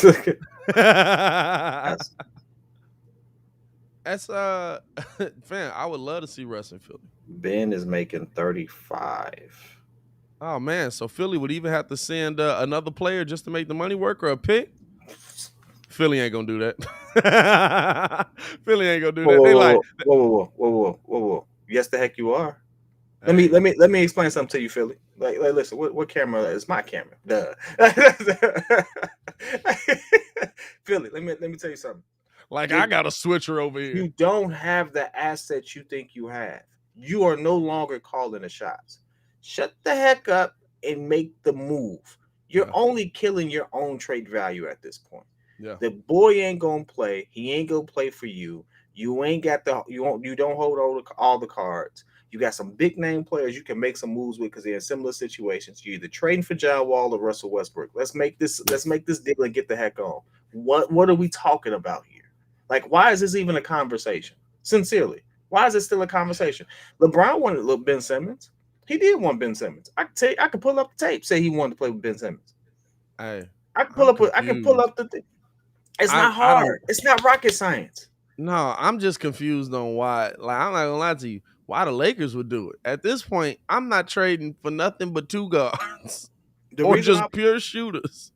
The reason I would trade Russ for Ben is because I think with Ben, LeBron would play the 2. We never seen it. We've never seen it. We've never seen it. Brown always got the ball in his hand. Yeah, he don't trust what's his name. Yeah, but if he trusted Westbrook can, at a minimum, Westbrook can make plays. He gonna turn the ball over for sure. But Westbrook can make plays. He can find players. If Muggs spread out and run the shooting offense that he's been a part of.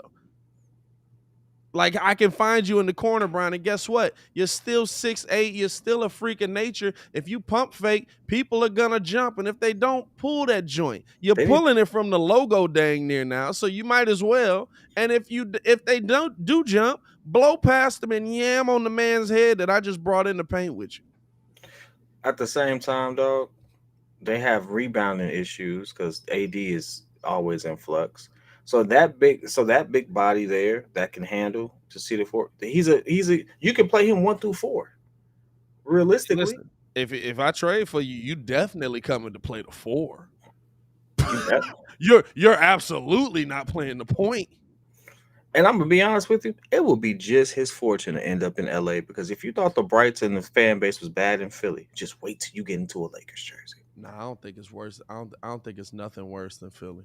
Because in Philly, because this is the thing, right? Is it worse to be bad on the team that's got all the lights and all of that, or worse to be bad in the smaller community team? And now Philly's not a small city, but it's definitely a city that's still got that like, hey, listen, I'm gonna treat you like you one of the dudes in the neighborhood that's trash.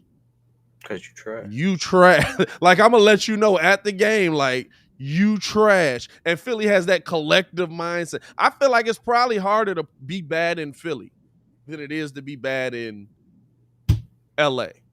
New York kind of has that mindset too. New York is kind I of would like love to see Russ in New York.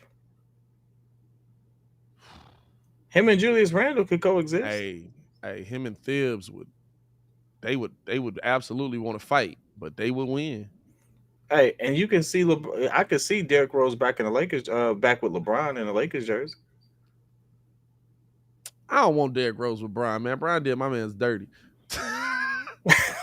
Brian did my man's dirty, man. Bro. hey, but Derrick actually started hooping too. It was like, man, he out there, he getting like 8. What was Derrick up to like 17 a game or something like that? Like 8 assists. It's like, okay, Derrick doing some things out in Cleveland, man. Hey, trade everybody. I want you to trade everybody. Mm. Looking at the chat request, our question there. I know you. That's a football. No, Hey, listen, I always know when the chat catch you. You know what? Just for you, I'm gonna move. I'm gonna remove it on my screen. I don't think you can. I can. I absolutely can. Boom! Look at that. I moved it to a different screen. Now it's right in front of you. I didn't tell you how I was gonna move. I just said I was gonna move. How I moved it is none of your concern. Oh man, it's moved. That's all. It's moved. Don't worry about it. Interesting topic to get into here as well, man. Something that I wanted to talk about because we've kind of touched on it all week. And Russ, different Russ though, came out and switched up the game on pretty much everybody. Switched up the game on everybody. Russell Wilson says he not only wants to win championships, but he wants to continue to win them in Seattle. That's with PR. the team, with the coaching staff that's currently in place. So I ask you, kid, cap or no cap? Cap. Which is something we got to bring back. Cap. Is Russell Wilson finishing out his career in Seattle? No, he's not finished. No, it's cap. It's a good PR move. It's a good PR move. It's there you go. Marketing, media advice. There you go. There you go, Oracle. That's all it is. He got good media training, and he wants to maintain his likable image, and I respect it. So if it goes left, weird switch though, because the whole reason all of this started is because you didn't want to maintain your likable image. Well, the one thing, I don't know about that, but the one thing I say is, he had stated last year that all the rumors that came from his camp never really came from him, which is true. We never heard Russ say anything. Now, the one thing he has said that's led to these talks is he's insinuated that he may not be there, which is true. Like he ultimately doesn't control the entire situation, so there's an opportunity or a chance for him not to be there. Yeah.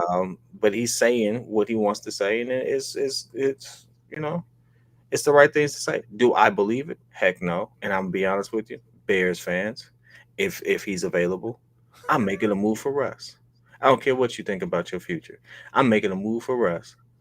Absolutely, 110%. I'm getting Russ in the O line. I'm calling it a day. How you gonna get both though? You don't I'll what figure it the heck out. you Nope. can't. Hey, Hey, new, listen. Hey, you new literally coach, new can't. year, We new don't me. have the money. New coach, new year, new me. I don't know. Figure it out. Figure it Hey, out. hey, I don't you care don't. what you say. You can't. There's Hey, nothing to figure out. That's the problem. Listen, if they could figure it out, it's a great conversation. I This is the need problem. nah. They can't. They don't have I the need money to figure it out. You I need can't pay Russ some. and a left tackle. Guess what? I need somebody in that room to get the computers pewed and figure it out, dog. I need you to go ahead and get the computers pewed. I need you to go ahead and do some creative accounting. I need you to do whatever you need to do because I Dog. want that guy in a Bears jersey. That's what I'm saying. All right, that's my stance on that. Will it happen? Probably not. He probably end up being a Packer or something. It'd be wild. Did go to college in Washington. He probably end up being. Or I'm He said, sorry, in I don't know why I said whoa, Washington. whoa, whoa, whoa, whoa. He said Wisconsin. maybe he could back up Justin. Shh. He said maybe he can back up Justin. I'm gonna shut the live down. Oh man. Hey, you let me know when Justin Evers done what Russ is done. Justin, but hey, Russ's first season was way better. I'll tell you that much. Oh God, I ain't gonna go down that rabbit hole. Well, no, first season he went to the Super Bowl, right? Second season.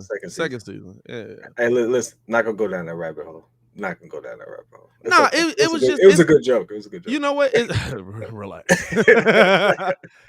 It's just interesting conversation when I look at Russ because I'm like, all right, do you actually want to stay in Seattle? Like, do you want to win here? Do you have the pieces to win here? Are you like how far away is Seattle from a champion, from a Super Bowl contender?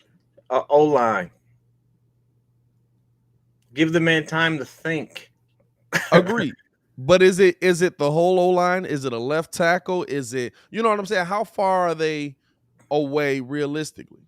All right, which side does he get hit on the most? Whoever needs to be on that side. Blind side. Yeah. That guy, right? Like whoever covers the blind side, that guy, and then we're good. Because that's where it's happening. And here's the thing, right? This season might be their bet. Does he stick it out one more year because of the record they have? This season's your best chance at getting out. You're going to get a higher draft pick. You're not going to make the playoffs. You're going to get, you know what I'm saying? So you're going to be in that top 15 teams range. Maybe you do find that left tackle of the future. Maybe you do. You know what I'm saying? Like, do you give it time to play out if you're Russ? Because here's the thing, right? The teams he want to go to, the teams that were on his list, Chicago was one of them. New York was one of them. He ain't going to a good offensive line. He not even going to a good organization. Or Dallas was even if he go to the Packers right now. The Packers line right now is terrible. It got old real quick. I'm gonna tell you this right now, though. If they really gonna move on from Baker, the Browns is not a bad location. Yeah, but he going to big market. He want to go big market.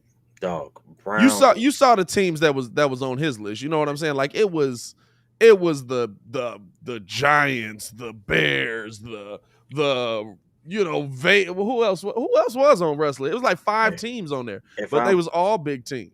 If I'm anybody in Cleveland's organization, I'm like, hey, listen, I know it's Cleveland, but it's only, you got to start with that. Hey, I know it's Cleveland, but it's only like a 40-minute flight from Chicago. You're right there, big money market. Hey, listen.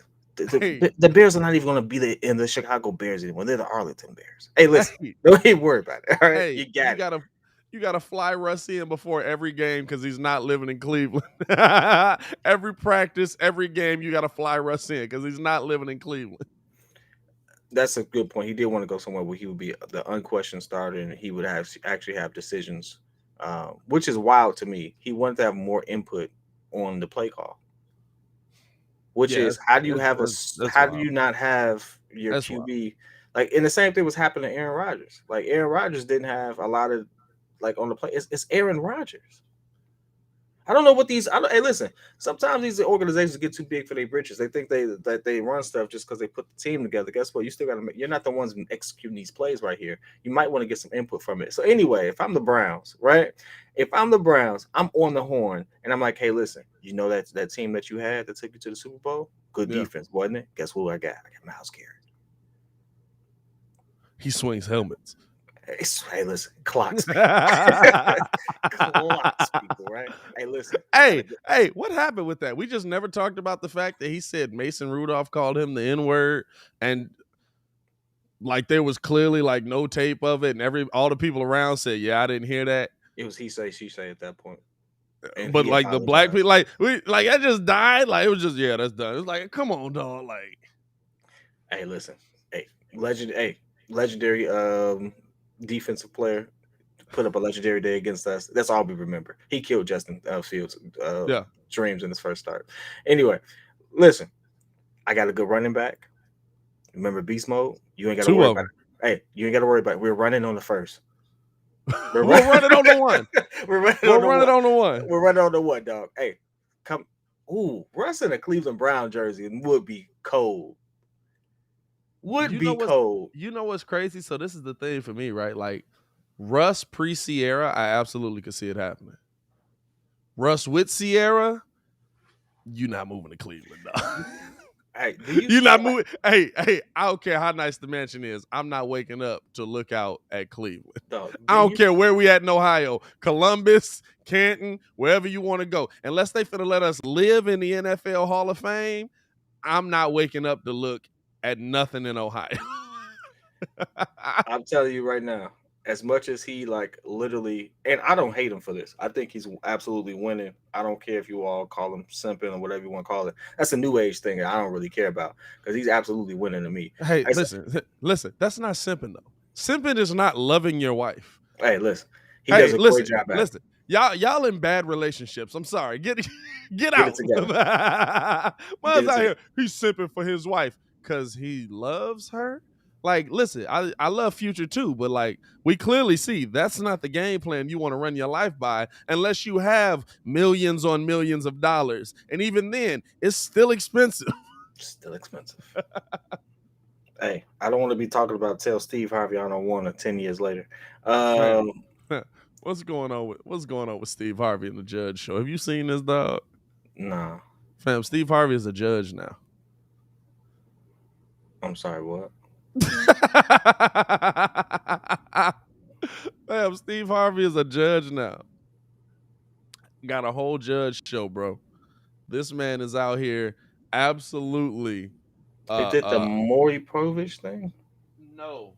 Gavel, Jerry gown, Springer all became of it. a judge. Huh? Jerry Springer became a judge. Yeah, it's like that. It's like that. Where like I think it says like at the beginning that he's not a real judge. He's just judging on these things. Like, so I'm assuming it's not like money disputes or stuff like that. But I don't know. I haven't watched it. I'm not gonna lie to you. I kind of want to watch it just to see him like, yeah, you must have been on crack. Like, does he go Judge Mathis on it, or does he go like Judge Maryland? Like, he judged Judy. Hey, Judge Judy we used to have it cracking. Listen, and then I didn't realize she was. I can't say nothing about Judge Judy out here. Old lady had cakes anyway. We're gonna leave that alone. All right, but friends. Anyway, I'm gonna tell you this. Like back to this simping thing, right? So Russ is not simping by any means. So listen, there's an easy way for this to happen. He can say, "Hey, listen, sweetheart, this team gives me the best chance to win again. I want to go there and work it out. It's just a few years. After that, it's whatever you want to do. It's just a few years. Hey, listen, years in Cleveland, you signing me to 1 year, $40 million deals every year. I'm sorry, I have to have the option to get out. 2-year deal. We see if it works out. You know, we rent a place down there. We spend our summers wherever you want to spend our summers. Just, hey, I need this one. I'm pretty sure he can work that out. I'm pretty sure the way she smiles, he can work that out. So guess what? No, dog. I don't think Sierra's that.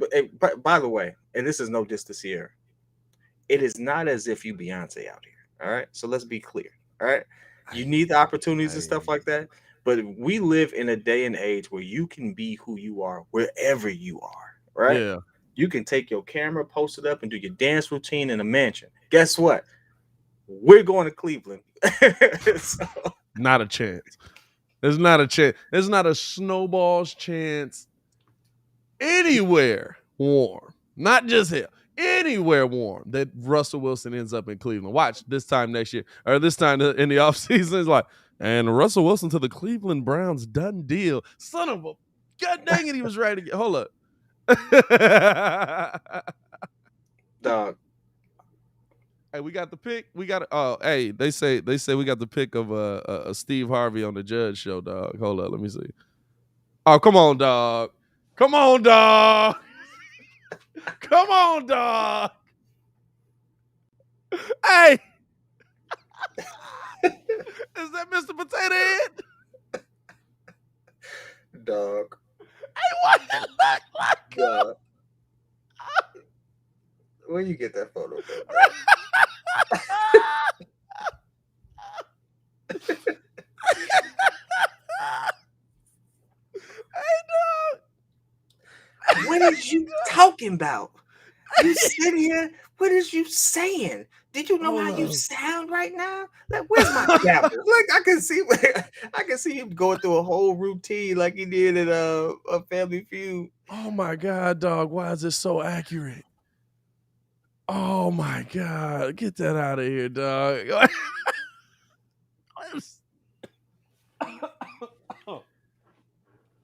Oh, I can't breathe. I'm dying. Oh, Omarion, don't take me. Oh, man. Oh, that one flew over my head for a quick second. I was like, why did he say Omarion? When did he have anything to do with it? Was it the leg kick on that? Like, what was it? Nah, man. Hey, that leg kick sent the whole variant out into the world. He got to relax. Dog, Omicron did come up after the leg kick routine. He had the whole world doing the doom, and then all of a sudden, new variant. What? Blame it on Mario. Forget everybody else. Tell him to do the Michael Jackson spin and then make it go away. Oh man. Oh my God. What a great start to the show, dog. That threw me off. We had 9 o'clock. I'm talking about, or 8 o'clock. I'm talking about start to the show. Oh man, that was funny. Hold up, one more time though. It's so accurate though. It's so accurate. All right, get out of here. What's the name of this Judge Show? Now you got me tweaking. Oh, I can't believe they gave him a Judge Show, dog. That's wild.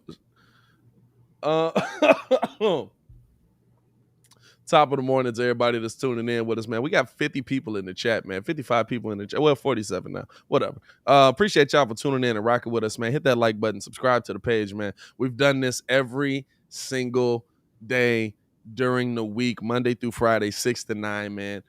So we appreciate y'all for showing love, pulling up and rocking with us, man. We will be live for Bulls Live Call tonight, man. So we got to get into a little bit of that as well. And also, I did want to pull that list up too. That's what I was looking for. What list? The Russell Wilson's list of teams to see if, like, because this is the thing, right? I feel like do you feel like Russ was trolling at all? No, I don't. I think he really wanted to get out of there. Here's the reason why I feel like he might have been trolled. Because here's the list, right? Chicago Bears, Dallas Cowboys, they just paid their quarterback. At that time, they hadn't paid their quarterback. Vegas Raiders. I guess that's a reason why you don't pay Derrick Carr. That offensive line ain't pretty either, though. So you leaving a bad offensive line to go to a still interesting offensive line, a little bit in flux.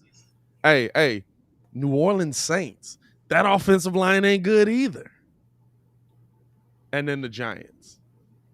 That offensive line ain't good either. So why are you leaving just for the money, or are you leaving to win? Shout out to Marcus Brandon in the chat. Probably for the money. If that's the case, stay in Seattle. Tell them give you the bag.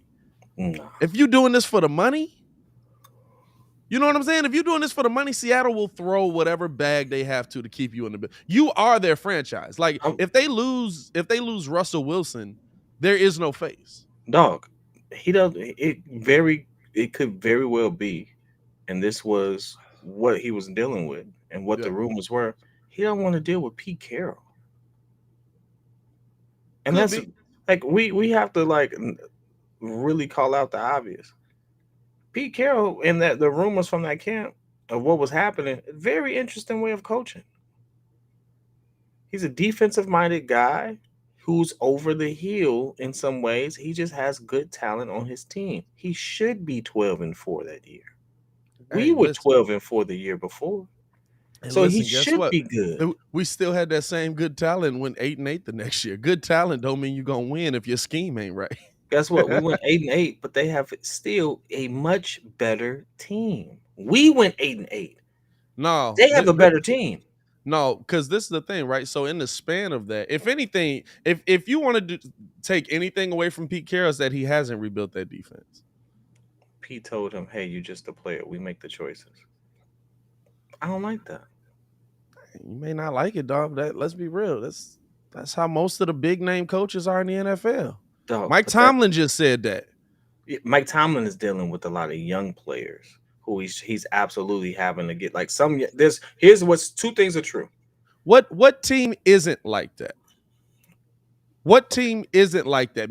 We clearly see that Tampa Bay is like that. I don't think No Tampa matter Bay- what happens with this story, and we really didn't touch on AB today because I don't know where the story's gonna turn. I I'm don't sick want of trying to edit clips, getting a clip edited, and by the time I edit it, AB done dropped a new rap video. Like I can't, you know what I'm saying? So, Hey, listen, let AB do what AB doing. I don't really care about that situation but I'm anymore. saying, like, Um, what team that's winning isn't that way? Maybe LA, maybe, but we know San I Francisco's don't that think the way. Bucks are that way because you can't do that to your veteran players like that. Like they did it to AB. AB was a problem there, right? But for the most part, Bruce Arians is not running around there telling Tom, "You're just a player. We make the choices." No, Tom is really telling them, "Hey, listen, I'm the player. I want Yeah, input on these choices." Tom is Tom. You know what I'm So saying? Like that's Bill Tom. Yeah, tried to play it like that way, yeah. and it didn't work out. Tom Yeah. left and he got a ring, right? Hey, it worked out. He got 6 of them with the dictator. let's not forget. Listen, Tom left and absolutely got one, but he got Mhm. 6 of them in that exact kind of system. And it got to a point where they could no longer coexist. So it's They like could no longer coexist. so it's good because you're winning, right? You're winning, and winning cures all. We see that with the Bulls. We're Bulls with Chicago. We saw that with the Yeah. Bulls. They didn't like each other apparently. For some odd reason, him and Scotty were Mike and Scotty weren't good friends. I knew news to me.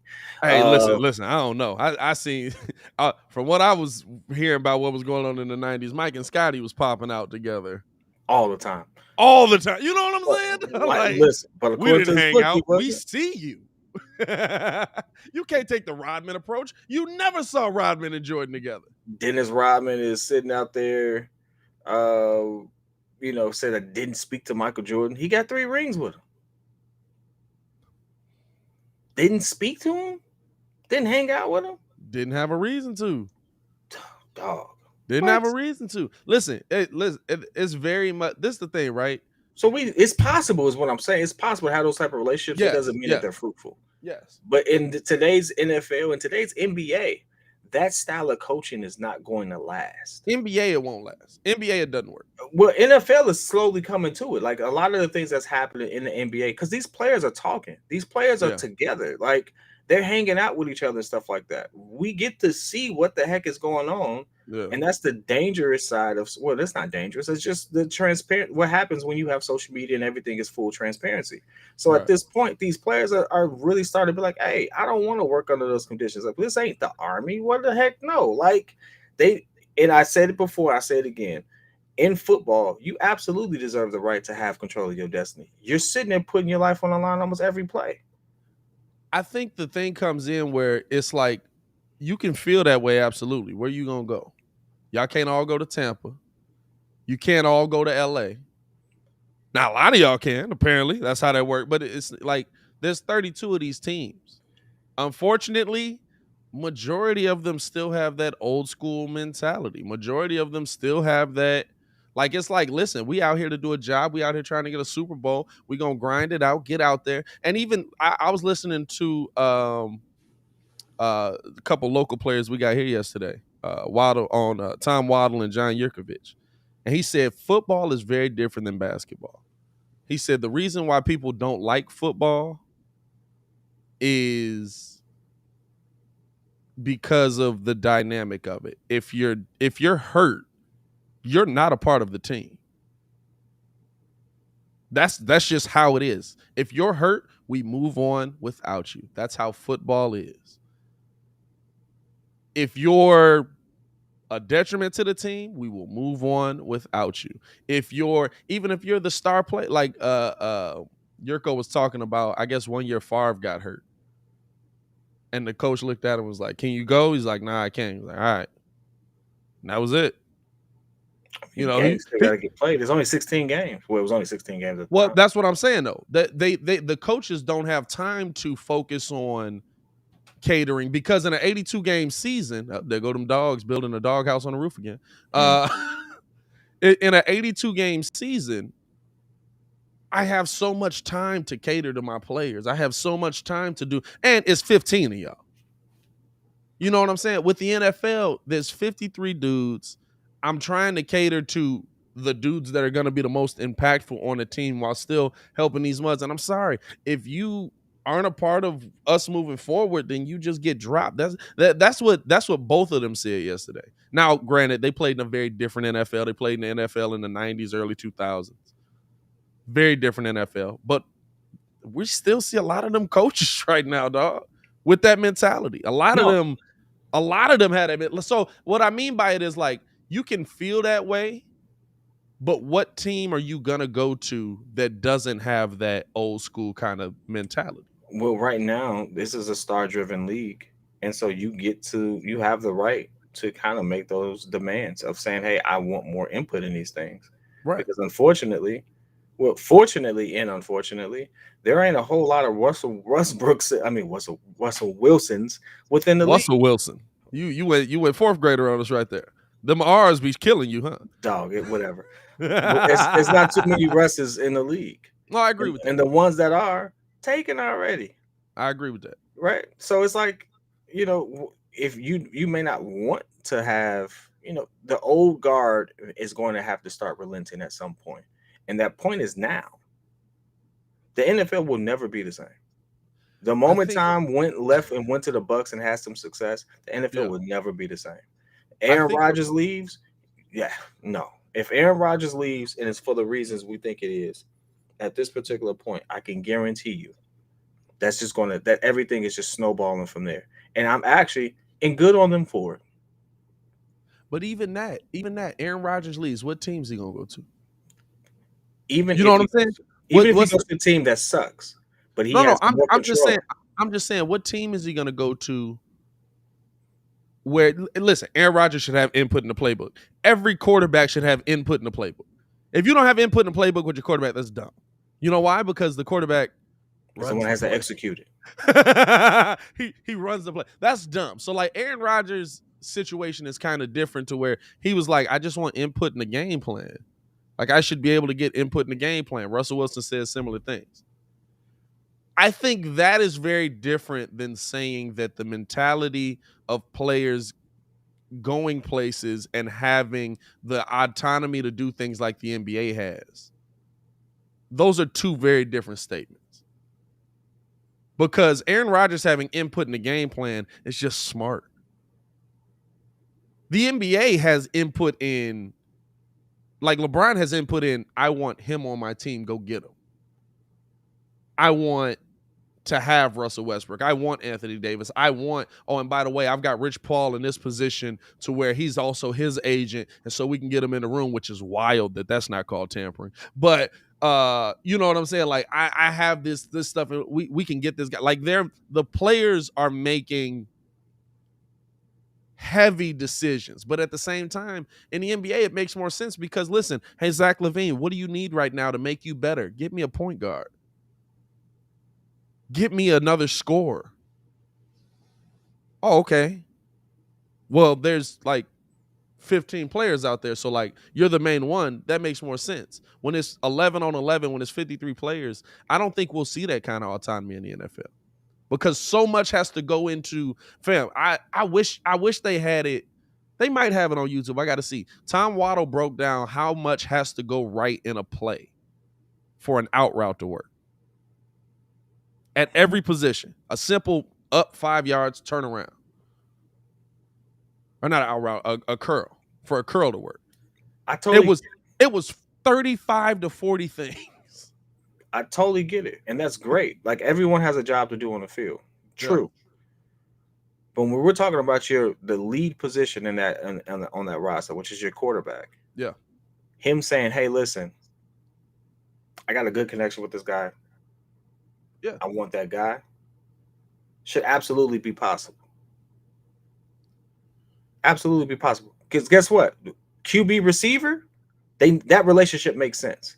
But going to that already. Yeah, Jade Cargill did that. We see it, but for people like Russ not having any input on the game plan and things of that nature, stuff like that. Right. That's stupid, right? So let's say, for instance, they gave him targets and stuff like that. Let's say he develops it. So that issue isn't there. The personnel issue isn't there. It's game plan and development. So at this point, it's like, yo, no, no. So right now that we are in a society that has changed, it is more focused on a better work environment, and that's true. Yeah. That's even in sports. Like right now, you could go right now if you're good at your job, whatever you do, you can ask for a premium, and you're gonna get it because no one's working, or no one wants to work. Dog. I would be asking if I was still working right now. I'd be asking for a raise every other week. Hey y'all finding any new employees yet? No. Hey, let me get that bag. I work in sales. I've watched companies. So the company I was at, payment changed. They realized that people didn't want to be there because it wasn't at scale.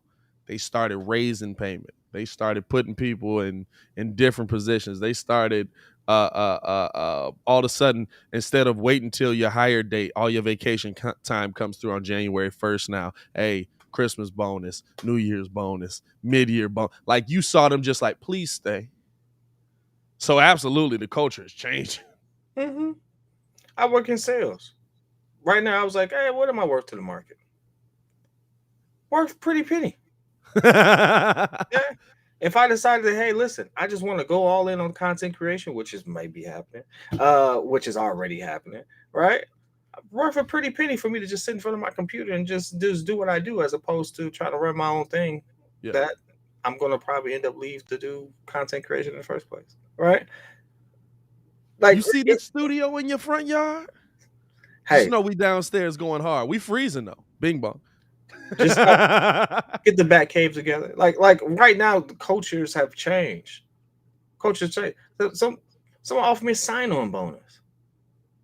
I've been offered several sign-on bonuses. To be honest with you, I would have never got a sign-on bonus 5 years ago. Hey, you sitting here having NBA conversations at job meetings now? just like, hey, we want to bring you in. What are you looking for from a signing bonus and then a yearly contract? Like, yeah, what the?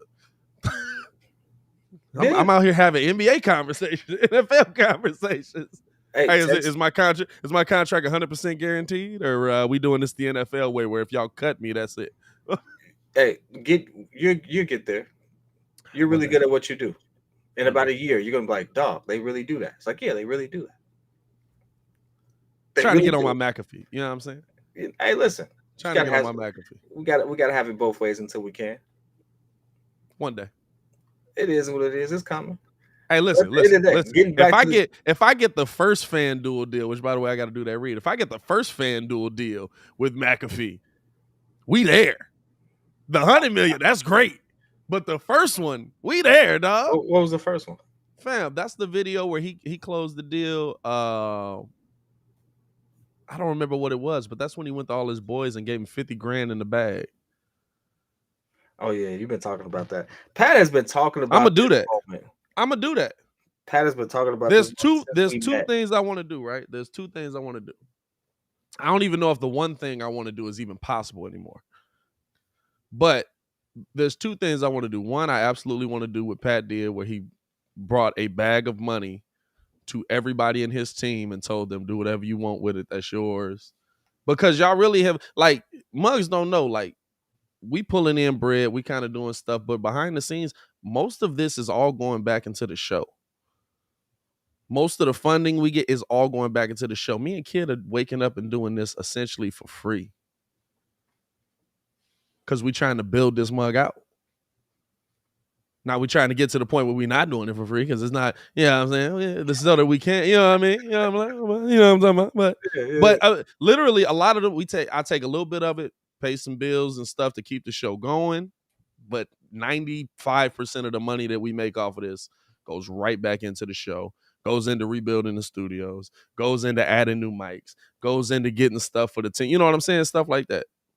So I understand that my team, and while we all been going through it through COVID. Like everybody on the team has had something majorly tragic happen to them through COVID. And it's still stuck and still rolled down. Still, even now, like Ringo hitting me up. He like, listen, I really can't be in studio, blah, blah, blah. But send me the link. I'll hop on Restream. We're gonna make this happen. We're gonna like Ringo coming through for the game tonight, too. So but he gonna be on the Restream. Like everybody is still writing. Y'all may not see him behind the scenes, but everybody. So I'm really gonna drop off a bag of money to every one of them. I am gonna drive. Now, Kidd gonna be the last one to get it. I'm not gonna lie. It's not because you haven't sat here and supported me. It's because logistically it's harder to get to you than everybody else that's here. You're going to be the last one to get the bag. But it's because I got to drive to Indiana to give it to you. But fam, absolutely. Once we get to that point, 110% we doing that. And then the other thing I want to do is I seen it in Get Rich or Die Trying when 50 Cent walked in and just dropped a bag of money down, drove off with the car. I don't know if you can do that anymore. I don't think you can legally do that. I think can you still buy a car in cash? You can. They gonna report the hell out of you to IRS though. I can live with that. It's gonna be like a nightmare on that standpoint. But I mean, you deal with it. Oh, maybe it's not worth it then. No, if you want to do it, do it. People do it all the time. I really want to do it, but I also don't want to be in a war with the IRS either. Just like check my stuff, but like, well, the money don't freeze my funds. The money you gonna use, you still gonna pay. Like whether you get a cashier's check or not, it may be the smartest thing to pull up with a cashier's check. You know what I'm saying? You know what I mean? Like, you gotta sign. Yeah, you still gotta sign the paperwork and stuff like that. But you know what I'm gonna do? I'm gonna just get the fake money so I can drop it on the bag for the video. Then be like, no, I'm just playing, man. Here's the cashier's check. You want to run the credit on that, or are you good? All right, cool. Running no credit if you pay it for it cash. You know what I'm saying? That 50. That was one of the greatest clips ever. When I saw him do that, I was like, that's so gangster. This man walked into the spot where he couldn't buy a car at before, couldn't buy the worst car on the lot at before, and just dropped the bag off and drove off the lot. Which, by the way, bought a terrible car. Drove that mug off the lot. I was like, the value on that dropped immediately. That was dumb. Oh, the white Mercedes? Are you crazy? Fam, ain't that mug like that value dropped immediately on that mug? Maybe not. I don't know cars. I thought it was a poor car on that front. Well, at the time frame in which the movie was shot, that was the car. It was the car. It was that in the BMW 745. Hey, listen, I bet you he took that back clean after that. Somebody got in his ear about money. It was like, can I get some trade-in value on this? Now, the one thing I'm going to say is we definitely going to make sure that Pat understands that it's probably better for you to lease that joint because you the way you talk about cars and how you like, hey, I'm not sticking with this one. Yeah, you probably should lease it. We'll talk about leasing is tough because I'm that dude. I really like taking road trips. Okay. And you got to like buy like all the miles and stuff like that, don't you? Or something how like many that? road trips you taking? I don't know. Hey, listen, if I'm doing this full time, maybe a bunch. Okay, you know what I'm saying? Depend on where the Bears go. Fam, we got to do some shows on location. You know what I'm saying? Like, hey, everybody hop in. Like, I'm probably gonna go to the All-Star game this year. I'm not going to the game, but I just want to be in that environment. Maybe run into some players. Where's the house again? Cleveland. It's a terrible place, but I can get to it in 8 hours. Yeah. I think it's like the 18th through the 20th or something like that. Like, I'm probably gonna roll out to the All-Star game. Like, for no reason. I'm not even going to the game. First off, I'm not paying $5,000 to ever sit in the Cleveland Stadium. You will never see me do that. Fam, we could get for $2,000, I could sit on the court and watch the Bulls and Cleveland play. I'm not watching. I'm not paying $5,000 to watch people half play a game. Bro, it's wild. They don't It's really wild. be playing. I'm cool. Nah, I will say this. When we get to that point, I'll do it if it's in like Chicago, if it's in Atlanta, if it's in New York, LA, maybe. I'll do it then. Just because it's like, all right, I'm seeing the best of the best on the court. Yeah, they running through it, but it's still dope to be here. I do the dunk contest. I would do the dunk. Well, you can get all 3 days. Well, you know, you get in the bag, man, but you can get all 3 days. It's actually more. I love when stuff is that expensive, and it's like it's actually more valuable if you're. It's actually saving you money if you buy all 3 days. It's like, ma'am, listen, the point I'm at, 5,000 to 30,000 is a vast difference. You know what? That is a good business write-off, though. That's a great business write-off.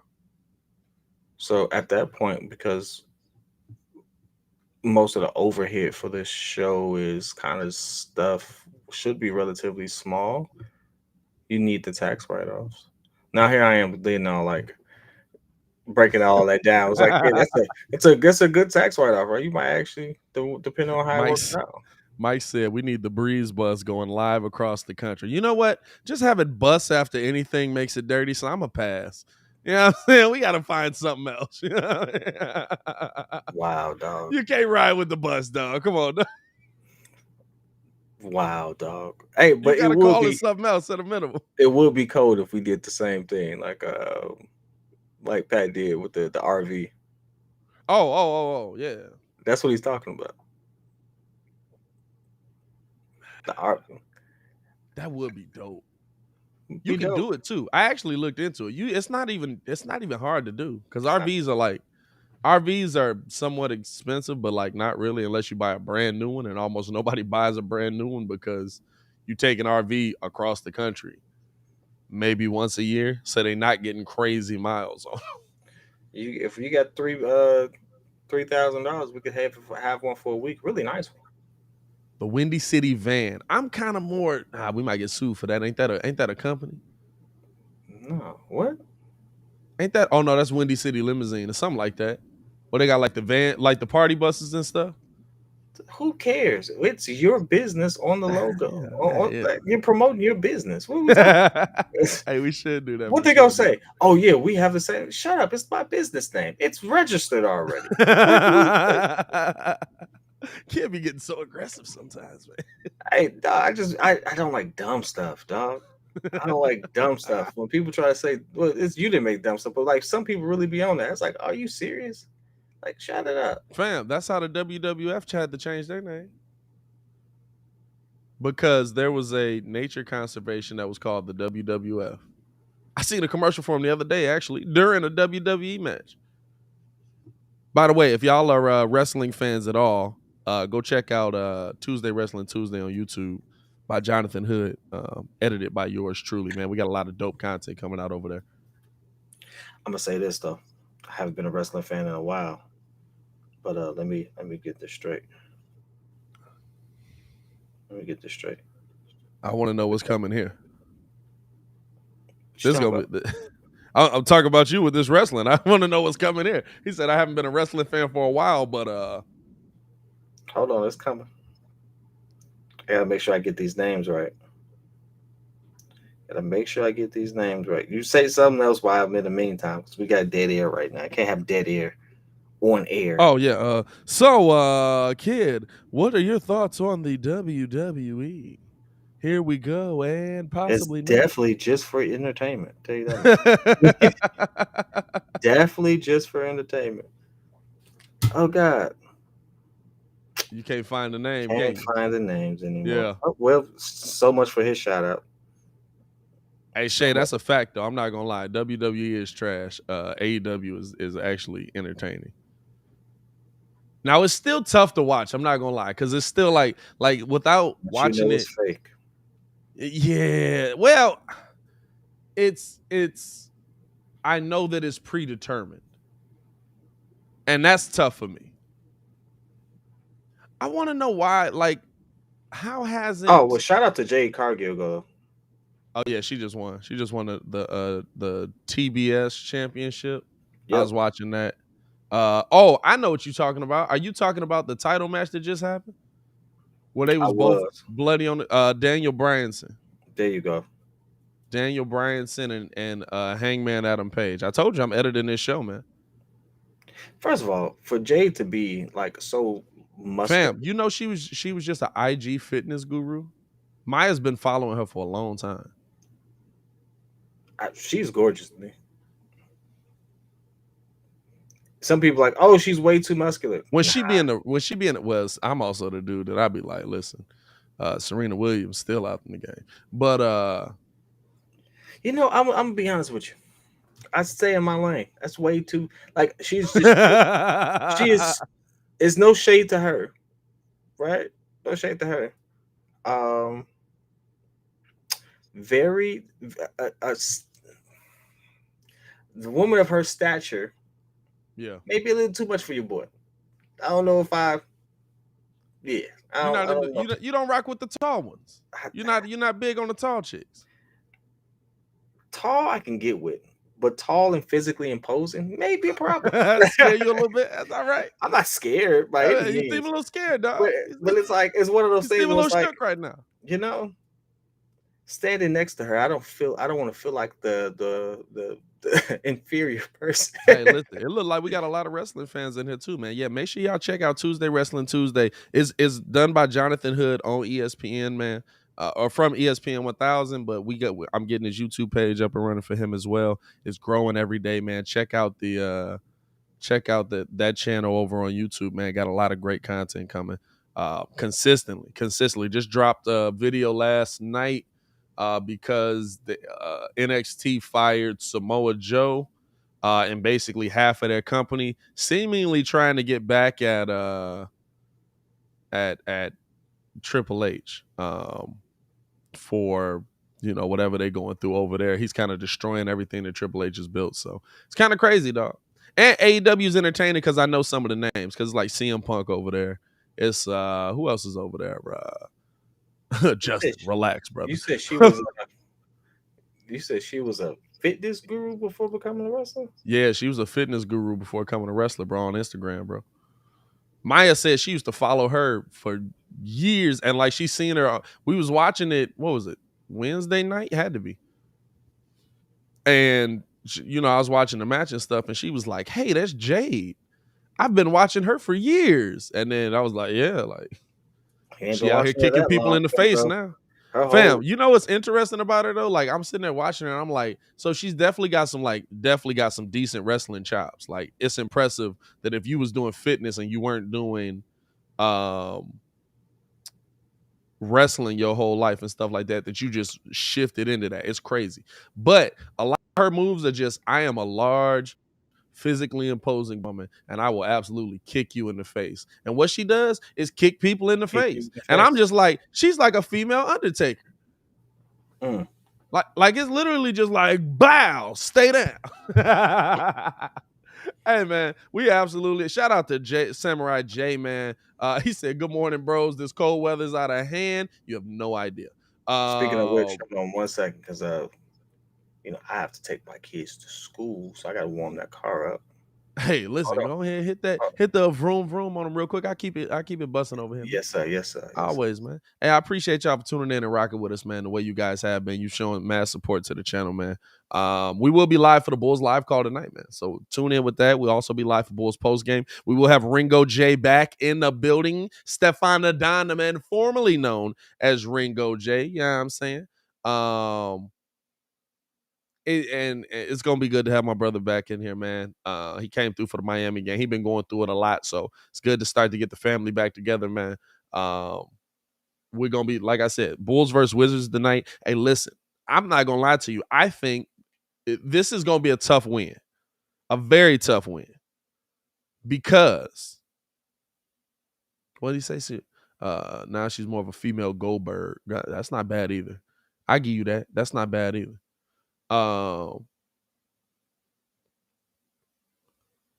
This is going to be an interesting game tonight because I feel like versus us, Kyle Kuzma figured it out.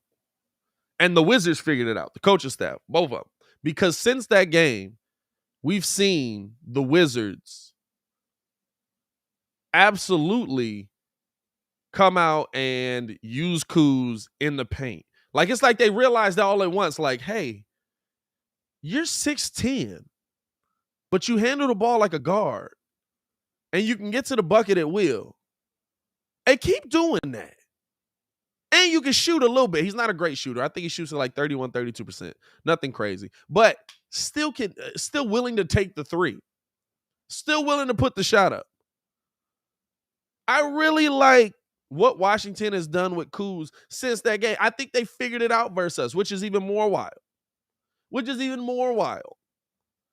You know what I'm saying? So it's going to be interesting to see kind of how they handle that, man. How they get into how the Bulls are going to be able to combat it. Because listen, now they know. You know what I'm saying? When did they figure that out? We started seeing that kind of more second quarter going towards the second half. You know what I'm saying? We saw it more then. Once we were without Tyler Cook, do we have anybody who's going to guard him?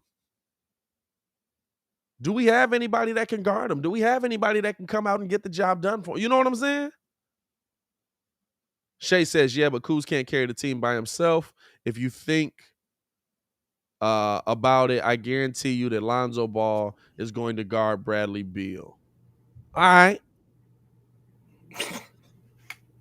It's not like he's going to stop Bradley. Yeah, I was about to say, you ain't saying much right there. Listen, I'll say this. The Bulls absolutely made it tough on Bradley Beal last game. Io did a great job on Bradley. Kobe honestly did a great job on Bradley. Lonzo did a good job on Bradley. You know what I'm saying? Like, but it doesn't mean like that that Bradley Beal's not going to be able to score. Like, even in a bad shooting night, Bradley Beal still put up what, 22, 23? In an awful shooting night. And so it's going to be interesting to see kind of what the Bulls are able to do tonight versus the Wizards. If the Wizards figured out the system, it's going to be interesting to see what tonight's going to bring, man. Yeah. I tell you what, it's just good to have Bulls basketball back on. Dog, long day. I'm glad they're getting the rest, but after doing so many games in a row, I was here like Wednesday, like, dog, what am I about to do? I definitely sit there and hit you up like, we doing a live? Hey, bro, like we've been doing them. I hit you up, but then I logged in anyway. I was like, oh, ain't no live today, huh? It was literally. I just felt like we had something to do and we just didn't have nothing to do. We didn't have nothing to do, bro. It was wild. It was wild. We really haven't been doing the midday. We haven't done the midday Wednesday live since we started the show. Yeah, I can't. It doesn't make no sense to do both. It don't make sense for us to do both. So, because we're gonna talk about everything on here, unless some crazy news break. Hold on. We got 47 people busting with us. We got the radio listening. Would you all listen to that? What if? Like, what's the best time for us to be rocking? I know Pat hates that. Pat hates this question. I want to see what the people say. We seen it though. We've done the midday lives where they crack. We know that that's the best time. The thing is, you know, okay, all right, he's out of here. Oh, all right, yeah, hold on. Somebody still in this car? The dog on the roof making pancakes again, dog.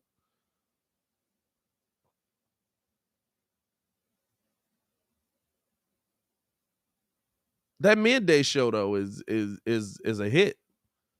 You know what I'm saying? That midday show's always been a hit. The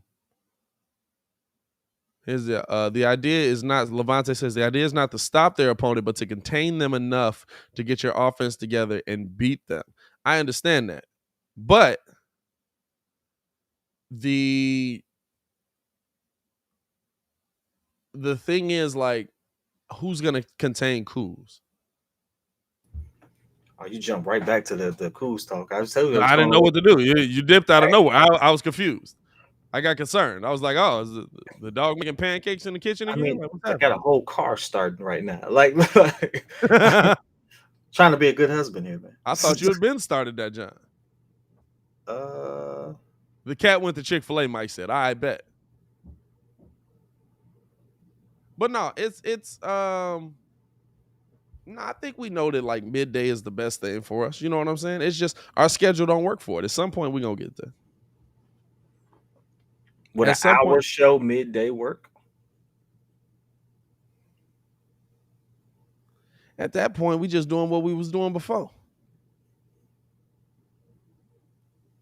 I like doing the show. I like doing it like this. I ain't gonna lie to you. I like doing a 3-hour show. It don't have to be in the morning, but I feel like it give us time to be us.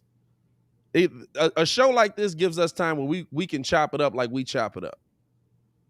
Like, this gives the audience the opportunity to see us. Because there's moments in here where we just talking about, like, the morning. We started the morning about what's going on with the Celtics, and it went to doggone basketball conversations from the early, which it always goes there for some reason. I don't know why. But basketball conversations from the early 2000s, and was Kobe better than Tim, and what, you know what I'm saying? Like, I feel like we really doing on-air conversation. We're doing this right here. Yeah, that we doing an on-air conversation. We're doing this right here. You know what I'm saying? You know, speaking of just having an ordinary conversation, because sports will go, like, we can only break down this game so much, right? And I see why people get paid big bucks to do it, but we only gonna get paid. We can only break it down so much. Kidd, I'm not gonna lie to you. Kidd is definitely here for the YouTube content. The radio and the long form TV, he be like, why am I breaking down the same topic I broke down yesterday? I feel like, because it's still new. Hey, listen, I got to wrap my mind around why we doing it, how we doing it. Again, still relatively new. It's only been a year. Pat's been doing this for like 5, right? So still relatively new, right? He said, at what point this season, Kidd said, fam, we really gonna talk about the Bears being bad every week? I said, Kidd, the Bears are bad every week. What you want me to do? That was a straight up conversation. Like, he called me and I was just like, dog, we gotta do it again. Like, again? Like, I'm gonna say the same stuff. Fire Nagy. Like, what do you want me to say? He's like, this is why you see this stuff on TV as much as you do. I was like, God dang, Pat. That's like, I want to do this. Hey, I will say this though. Personal question. Let's do it. What's your goals this year? It's still apparently early enough in the year that for me. Apparently, TikTok told me I'm gonna hit 100,000 subscribers, so I guess that's my new goal. Realistically, 30, but I'm not gonna short myself. The goal that I think that we'll hit, it also depends on how far the Bulls go. But the goal that I think that we'll hit is maybe 30. No, definitely 30. Because of the people we got rocking with us, the support that we've got from just doing the show the way we've done it, man. And so I want to do that. I want to expand. I have my class that's happening on the 15th, possibly, if we can get enough people to sign up for it, man. So if y'all know people that want to start a YouTube, if y'all know people that want to get into YouTube, man, let them know about the class that I'm hosting. They can sign up over on Eventbrite. But I want to teach people how to do this. There's a science to YouTube. There's a way to win at YouTube if you really want to do YouTube. And it's not impossible to learn. It's just you have to want to learn it. It's more than just sitting here putting up videos and stuff like that. So I want to teach people. I want to expand into that. And I want to get to the point where my wife can be home with her kid. With our kid. I'd say that's what I want to do. Having the opportunity for my wife to have been home for the early stages of our kids was like, yeah, was like a big thing. It wasn't always easy, but the simple fact that we did that, or I was able to do that, was cool, and I really value that. So Yeah. I get it. I definitely get it. Um, what about personally? So that's like all of that is technically an extension of your business, but personally, what are your goals? I mean, they all are extensions of my business. Yeah, because you are the business. So like, I am the business. I mean, becoming the face of Chicago sports talk. Just dominating our space. We've really started to do it. Like I can see the numbers. We're really starting to do it, but it's just continuing to do it. Going from being Kobe and Shaq year one, year two to Kobe and Shaq on a three-peat. Um, you know what I'm saying? Like, and honestly, trying to change my mentality because it's very hard for me to see where I've come, how far I've come, and not feel anxiety. Like, so since the Bulls been off, we've gained maybe, I don't know, 100 subscribers, maybe like 70. But just that like stoppage of moving forward, it eats at me every mm, time, every time. So I really want to get it to that point. You know what I'm saying? Um, I really want to get it to the point where we're consistently growing, we're consistently moving forward, and we always are. But I also want to change my mentality on that. Like, hey Pat, you're doing okay, kid. It may not be today, may not have gone the way you wanted it to go, but you're doing okay. I want to uh I want to dive into content creation from a whole family perspective. Like my kids want to do content creation, and they have oh man, listen, talk about from one end of the spectrum to the other. I don't know how the heck I'm gonna do it. But one kid is like definitely trying to go down the gaming route, and I can Yeah, appreciate it. Right? I was never a real gamer, but I can definitely appreciate. I can definitely see that that's what she wants to do. Can't blame her for it. I right. got another kid that wants to do toy unboxings. She will sit there and watch hours of people unboxing the toy, not Yeah. playing with the toy, unboxing the toy. And I was just like, that's a thing, huh? And he was like, yep. I was like, okay. So, yeah. All right. How do we make it work? Personally, I am leaning more of a lifestyle type thing. Yeah.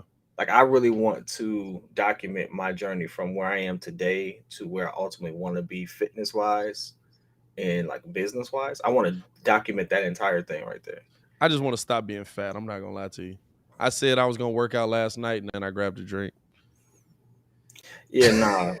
I I'm gonna be honest with you. Like I want to, and it's like a cliche thing because people definitely do it now, and like everybody do it. But now it's like I really want to do that and just be like brutally honest about the process because like those are the channels I gravitate towards. Yeah. And it's so far and few in between. It's like you don't feel like you're being, you don't feel like people keeping 100 with you with their process. Like I remember I was following this one YouTuber in the fitness thing, and this dude was taking steroids. I was like, dog, that's not helping me because I'm not taking steroids. Like I'm not Right. gonna like I'm thinking we're gonna naturally develop this whole thing to get obtain this look, and you juicing. No, what the heck? I felt so cheated. Anyway, um, like doing that and traveling, man, traveling Yeah. and actually like doing things like that. My wife really wants to do that as well. So, like, and really bringing that over and translating that into a very creative thing. So that's my goal, man. Just finding different ways to create content on a consistent basis so that even in the off seasons, we're not just dominated by completely either a horrible team or something like that. Like when the Yeah. Bulls, let's say the Bulls win a championship, it's such a long off season. because it's going to be that. Well, baseball will be going, but we don't call baseball that much. Listen, we win a championship, dog. I'm not gonna lie to you. Off season gonna be lit. Off season Hey, going to be real Bulls lit. content carrying us through the off season, dog. We're going to be making Michael Jordan comparisons and all that stuff. Like, all of that stuff is there. Relax. Hey, it will be. Hey, look, they already trying to make the Jordan comparisons, and we ain't did nothing yet. They like, this team is doing things that the '97 Bulls did. It's like, come on, dog. Relax. It's still the only team we can compare them to. In It Bulls is. history. It is, but it just feels wrong. It feels dirty. You know what I'm saying? I could compare this team to the 1989 Bulls. Yeah, but that's the '89 Bulls. We comparing this team to a Bulls team that had already won 5 championships. I would absolutely see this team being compared to any team of Jordan's first three-peat. Because it was still raw Jordan. Yeah. Right? So 90s Jordan, his first one, was still a very raw form of Jordan compared to his last one. True. Very true. Very true. I can definitely see that happen. It's interesting. Let's pay some bills, man. Then we're gonna get ready to get up out of here. We're gonna look ahead to what's coming up this weekend, man. I want to tell you guys about FanDuel, man. If you guys have not signed up for FanDuel, man, make sure that you do that through our link. Like I said before, everything that you guys, all the love you and support you guys have shown here, man, it really does help us, man. So are you like us, man, Bulls fans who know that they can run a successful franchise if given a chance? Well, we've teamed up with FanDuel to give you the opportunity to put your GM skills to the test. With FanDuel being the premier sports gaming destination in the United States, we realize that this is the perfect way to not only team up with you, the Breeze Nation, to win some cash prizes, but also a way to have some fantasy fun. It's simple. You pick your team while staying under the given salary cap, and if you pick the best team, you win. That's all it is, dog. That's all it is. That's all it comes down to. And want to let you guys know the contest for this week. We talking about major money, y'all.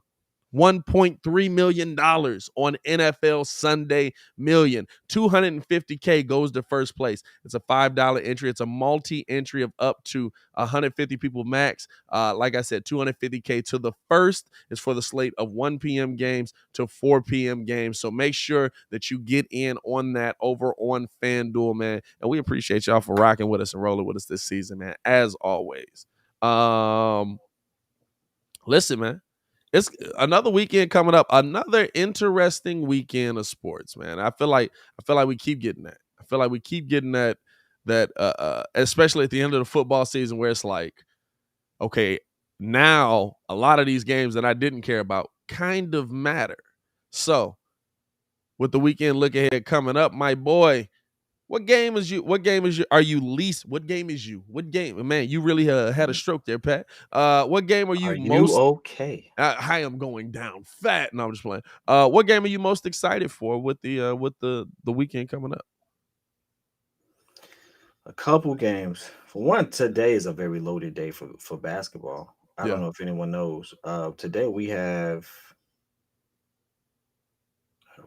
1, 2, 3, 4, 5, 6, 7, 8, 9 games. Yeah. Got Milwaukee versus the Nets tonight. No Kyrie in that one because it's back in Brooklyn. San Antonio versus Philly. That could be an interesting game. I don't know how much it's going to affect it. And then Bulls Washington. I'm really keen on. We didn't even talk about that. I know we got it out in 12 minutes. So just real quick, Kyrie's first game back, 22 points, 4 rebounds, and such assists. They were down 19 at one point, and then all of a sudden, Kyrie goes on a 10-point, scores 10 points in the fourth to combine with Durant's overall 36. Yeah, it kind of goes to show you, like I've been telling people, Kyrie's not there. That's a loss because James Harden hasn't been, giving him that help. Kyrie there, instant offense. Yeah. And really doesn't look like he lost a step. It's a scary time to see him back in rhythm. And if he gets vaccinated, sooner than later. Yeah, Scary times for anyone in the league because, again, it's not really easy to compete with three people who can go off for 30 or 40 at any given time. absolutely. And so I'm always looking at those games. Um, what's a good one now? Let's see. I am looking at 2 NFL games tomorrow, by the way. How y'all liking Saturday football? interesting. How y'all like Interesting. Saturday football? I like the fact that we have football on more regular basis, to be You honest got with Chiefs Broncos tomorrow. You got Dallas Philly tomorrow. you. 3:30 and 7:30. To be honest with you, I think it's smart. Because I now love it. football Saturday can operate a football, week. Saturday football is way better than Thursday football for sure. Nah, Thursday night football is cold. Thursday night football is usually a terrible game. Friday, Monday, Thursday. You know what it is from a marketing perspective? How do we get football to dominate more of the week? Yeah. And Like it Thursday, doesn't already dominate all 7 days. you know what I'm saying? But like, Yeah. Monday Night Football's been dominant. Yeah. Sunday is always football. But then, okay, Saturday basketball games don't always be cracking. But Saturday football, I watch Saturday football. Oh, I'm definitely tuning in. Chiefs and Broncos is going to be an interesting game because Chiefs absolutely can still fluctuate in their position in the standings there. And then Dallas and Philly, that's a division game. It's a division game. And if I'm not mistaken, I believe they can't get the NFC East, but I believe that, let me check the standings here. That could be a game that if Philly loses, I believe they're out of the playoffs. They are. Checking the standings here because right now, Philly's out of the playoffs right now. Cardinals are. Oh no, Philly's in at the 7. So I believe if they lose that game, I'm looking for the overall here, or maybe I'm looking for wild card. That's what I'm looking for. If Philly loses there, the Saints are 8-8. The Saints have an opportunity with a win to get in, possibly. Now I don't know head to head on that one. I gotta see if the Saints and Philly played this year. Who won that one? Let me see here. Great radio talk here. You know what I'm saying? We're killing it. I don't think so. Philly actually won the matchup, so I get no Philly's in no matter what then. So Philly will be in no matter what. So, all right. Still an interesting game. No, I love a division game. I really do. Do you play if you're coming into this game, you're Mike McCarthy. Are you playing Dak Prescott? Are you playing Zeke? Are you playing anybody of ilk in this game? And you got the playoffs on lock? Everybody, playoffs are locked. Playoffs are locked. I thought that the Saints had a shot at it, but Philly beat them in the season. Minnesota's out. Falcons are out. That's it. So Philly's in there. It could shift you. So if Philly wins and San Francisco loses, it could shift where you sit in the wild card. So the game means something to Philly. Dallas is locked, I believe. Is my running core? I haven't been paying attention to Zeke. Is my running core hurt? No, it's just bad. It just hasn't been good. If depending on how the game goes, they only play half a game. I'm just saying more so from the fact that do you risk them getting hurt? You know how a division game goes. That's what I'm saying. So at a minimum, I'm going to beat the mess out of you. Depending on how the game is going, they only play half a game. If you're getting a snot beat out of you, you're playing half a game. If you're winning, you're playing you could now there is an implication for Dallas here though, because if they lose the game and Arizona wins, you flip. So who plays at home will absolutely change. Because right now, Dallas versus Arizona. So it's the difference between playing your game in Dallas or playing your game in Arizona. Okay, so then now, no, you play the full game. It's a must-win game because I want to be at home. If that's what you're saying, I would rather have home field advantage. Yeah. I want my fans cheering for me in the stands. I want to be in my environment. It's worth it to you to risk the injury in that game. Well, it's not a risk anymore. It's just I have to win this game to put my team in an environment to have the best opportunity to win. Yeah.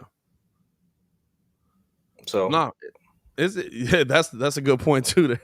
Dallas has struggled at home most of the season as well. so But if it doesn't matter to like some teams absolutely perform better on the road for some odd yeah, reason. the Bears were one of those teams when they went 12-4. I think all 4 of their losses were at home. Even when they went 8-8 on the road, they were like, I think literally, if I'm not mistaken, was it last year? Maybe it was last year. I think on the road the Bears were like 7-1 or 6-1, and on the road it was the complete opposite. Some teams are like that, man. So that's one game I'm absolutely gonna be looking at. Ooh, and if you and you lost to the Cardinals last week, if you Dallas, yeah, you kind of letting them in. You giving them that opportunity, man. So you got to pull that one out. Got to pull that one out. Dallas's record, it's not gonna show me. I was trying to see if they had their home and away on there. Don't worry about it. What's the game that you least excited to watch this weekend, but you definitely gonna tune in for? Bears. It was so quick. There's no question. Bears. And we didn't even talk about Justin Fields having COVID, because I'm not gonna lie to you. I feel like that was the best the thing that saved them most this weekend. There's no chance Justin Fields can get hurt versus the Vikings. We got 4 minutes. I'm gonna keep it a buck with you. I sincerely pray that he can rebound. I really do. I sincerely pray that he can rebound because we talk about everyone else having a bad fan base. Let him struggle next season and see how mid-season everyone turns. Nah. Mid-season, everyone's gonna turn. Nah. I think he wasn't paying attention as much with Mitch. It was a lot of support for Mitch for a long time. Yeah, but Mitch actually gave you something to root for. Mitch gave you something. Then he had 2017. It was like half of a thing, and then they go 12-4. You saw it. You saw us dominate. You saw but you knew it wasn't Mitch. You knew it wasn't Mitch. No, you didn't know it wasn't Mitch in 2018. Mitch had a year. Mitch had a really good year. Fam, but what I'm saying is, when you watched it, you knew it wasn't Mitch. You knew it was, hey, they just gave him the ball at the 5. He should get a touchdown here. Hey, just gave him. You know what I'm saying? It's not like it wasn't Mitch driving down the field making huge plays and doing what. It was literally the defense like, here's the ball. It's at the 40. See if you can get us 30 yards, and then we're going to kick a field goal. Hey, listen. I haven't consistently seen Justin Fields do that. And I'm not saying it's his fault.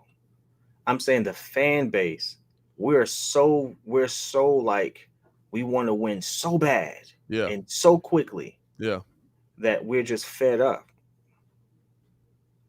And so I'm just hoping that he has that season that really says, all right, this is why we did it. This is why we traded up. This is why whatever. Because, I feel you. Hey, listen, if he becomes Baker Mayfield had a good first season, sophomore slump, had a good third season, and now he's having another slump. And Cleveland's like, get rid of him. And it's like, dog, he just had a good season and he's injured this season. Like, I get it. It wasn't great, but it was like, dog, it's so tough. I'm just praying that he doesn't have that type of career. Baker is such an anomaly, dog. I'll tell you what they're talking about. Legit is like, not has Baker played his last down in Cleveland. Is Baker going to be a starter next season? Dog, why are we even having that conversation? Like, the kid played hurt. He shouldn't have played hurt. He shouldn't have.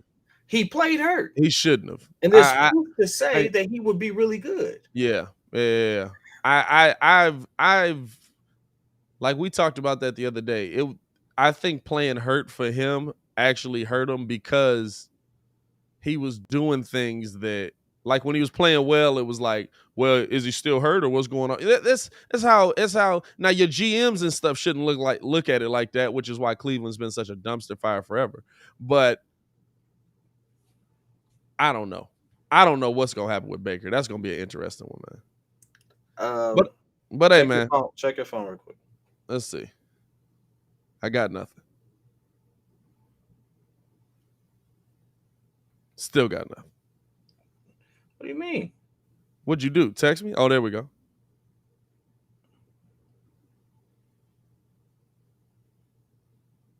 But no, man, we appreciate y'all for tuning in and rocking with us. As always, man, it's your boy Pat the Designer, joined by the pettiest man alive, Mr. P.kidd. We appreciate y'all for showing love as always. We'll be back for Bulls live call later tonight, man. Got the live call and the post game show. Hey, Chicago, y'all stay safe out there, man.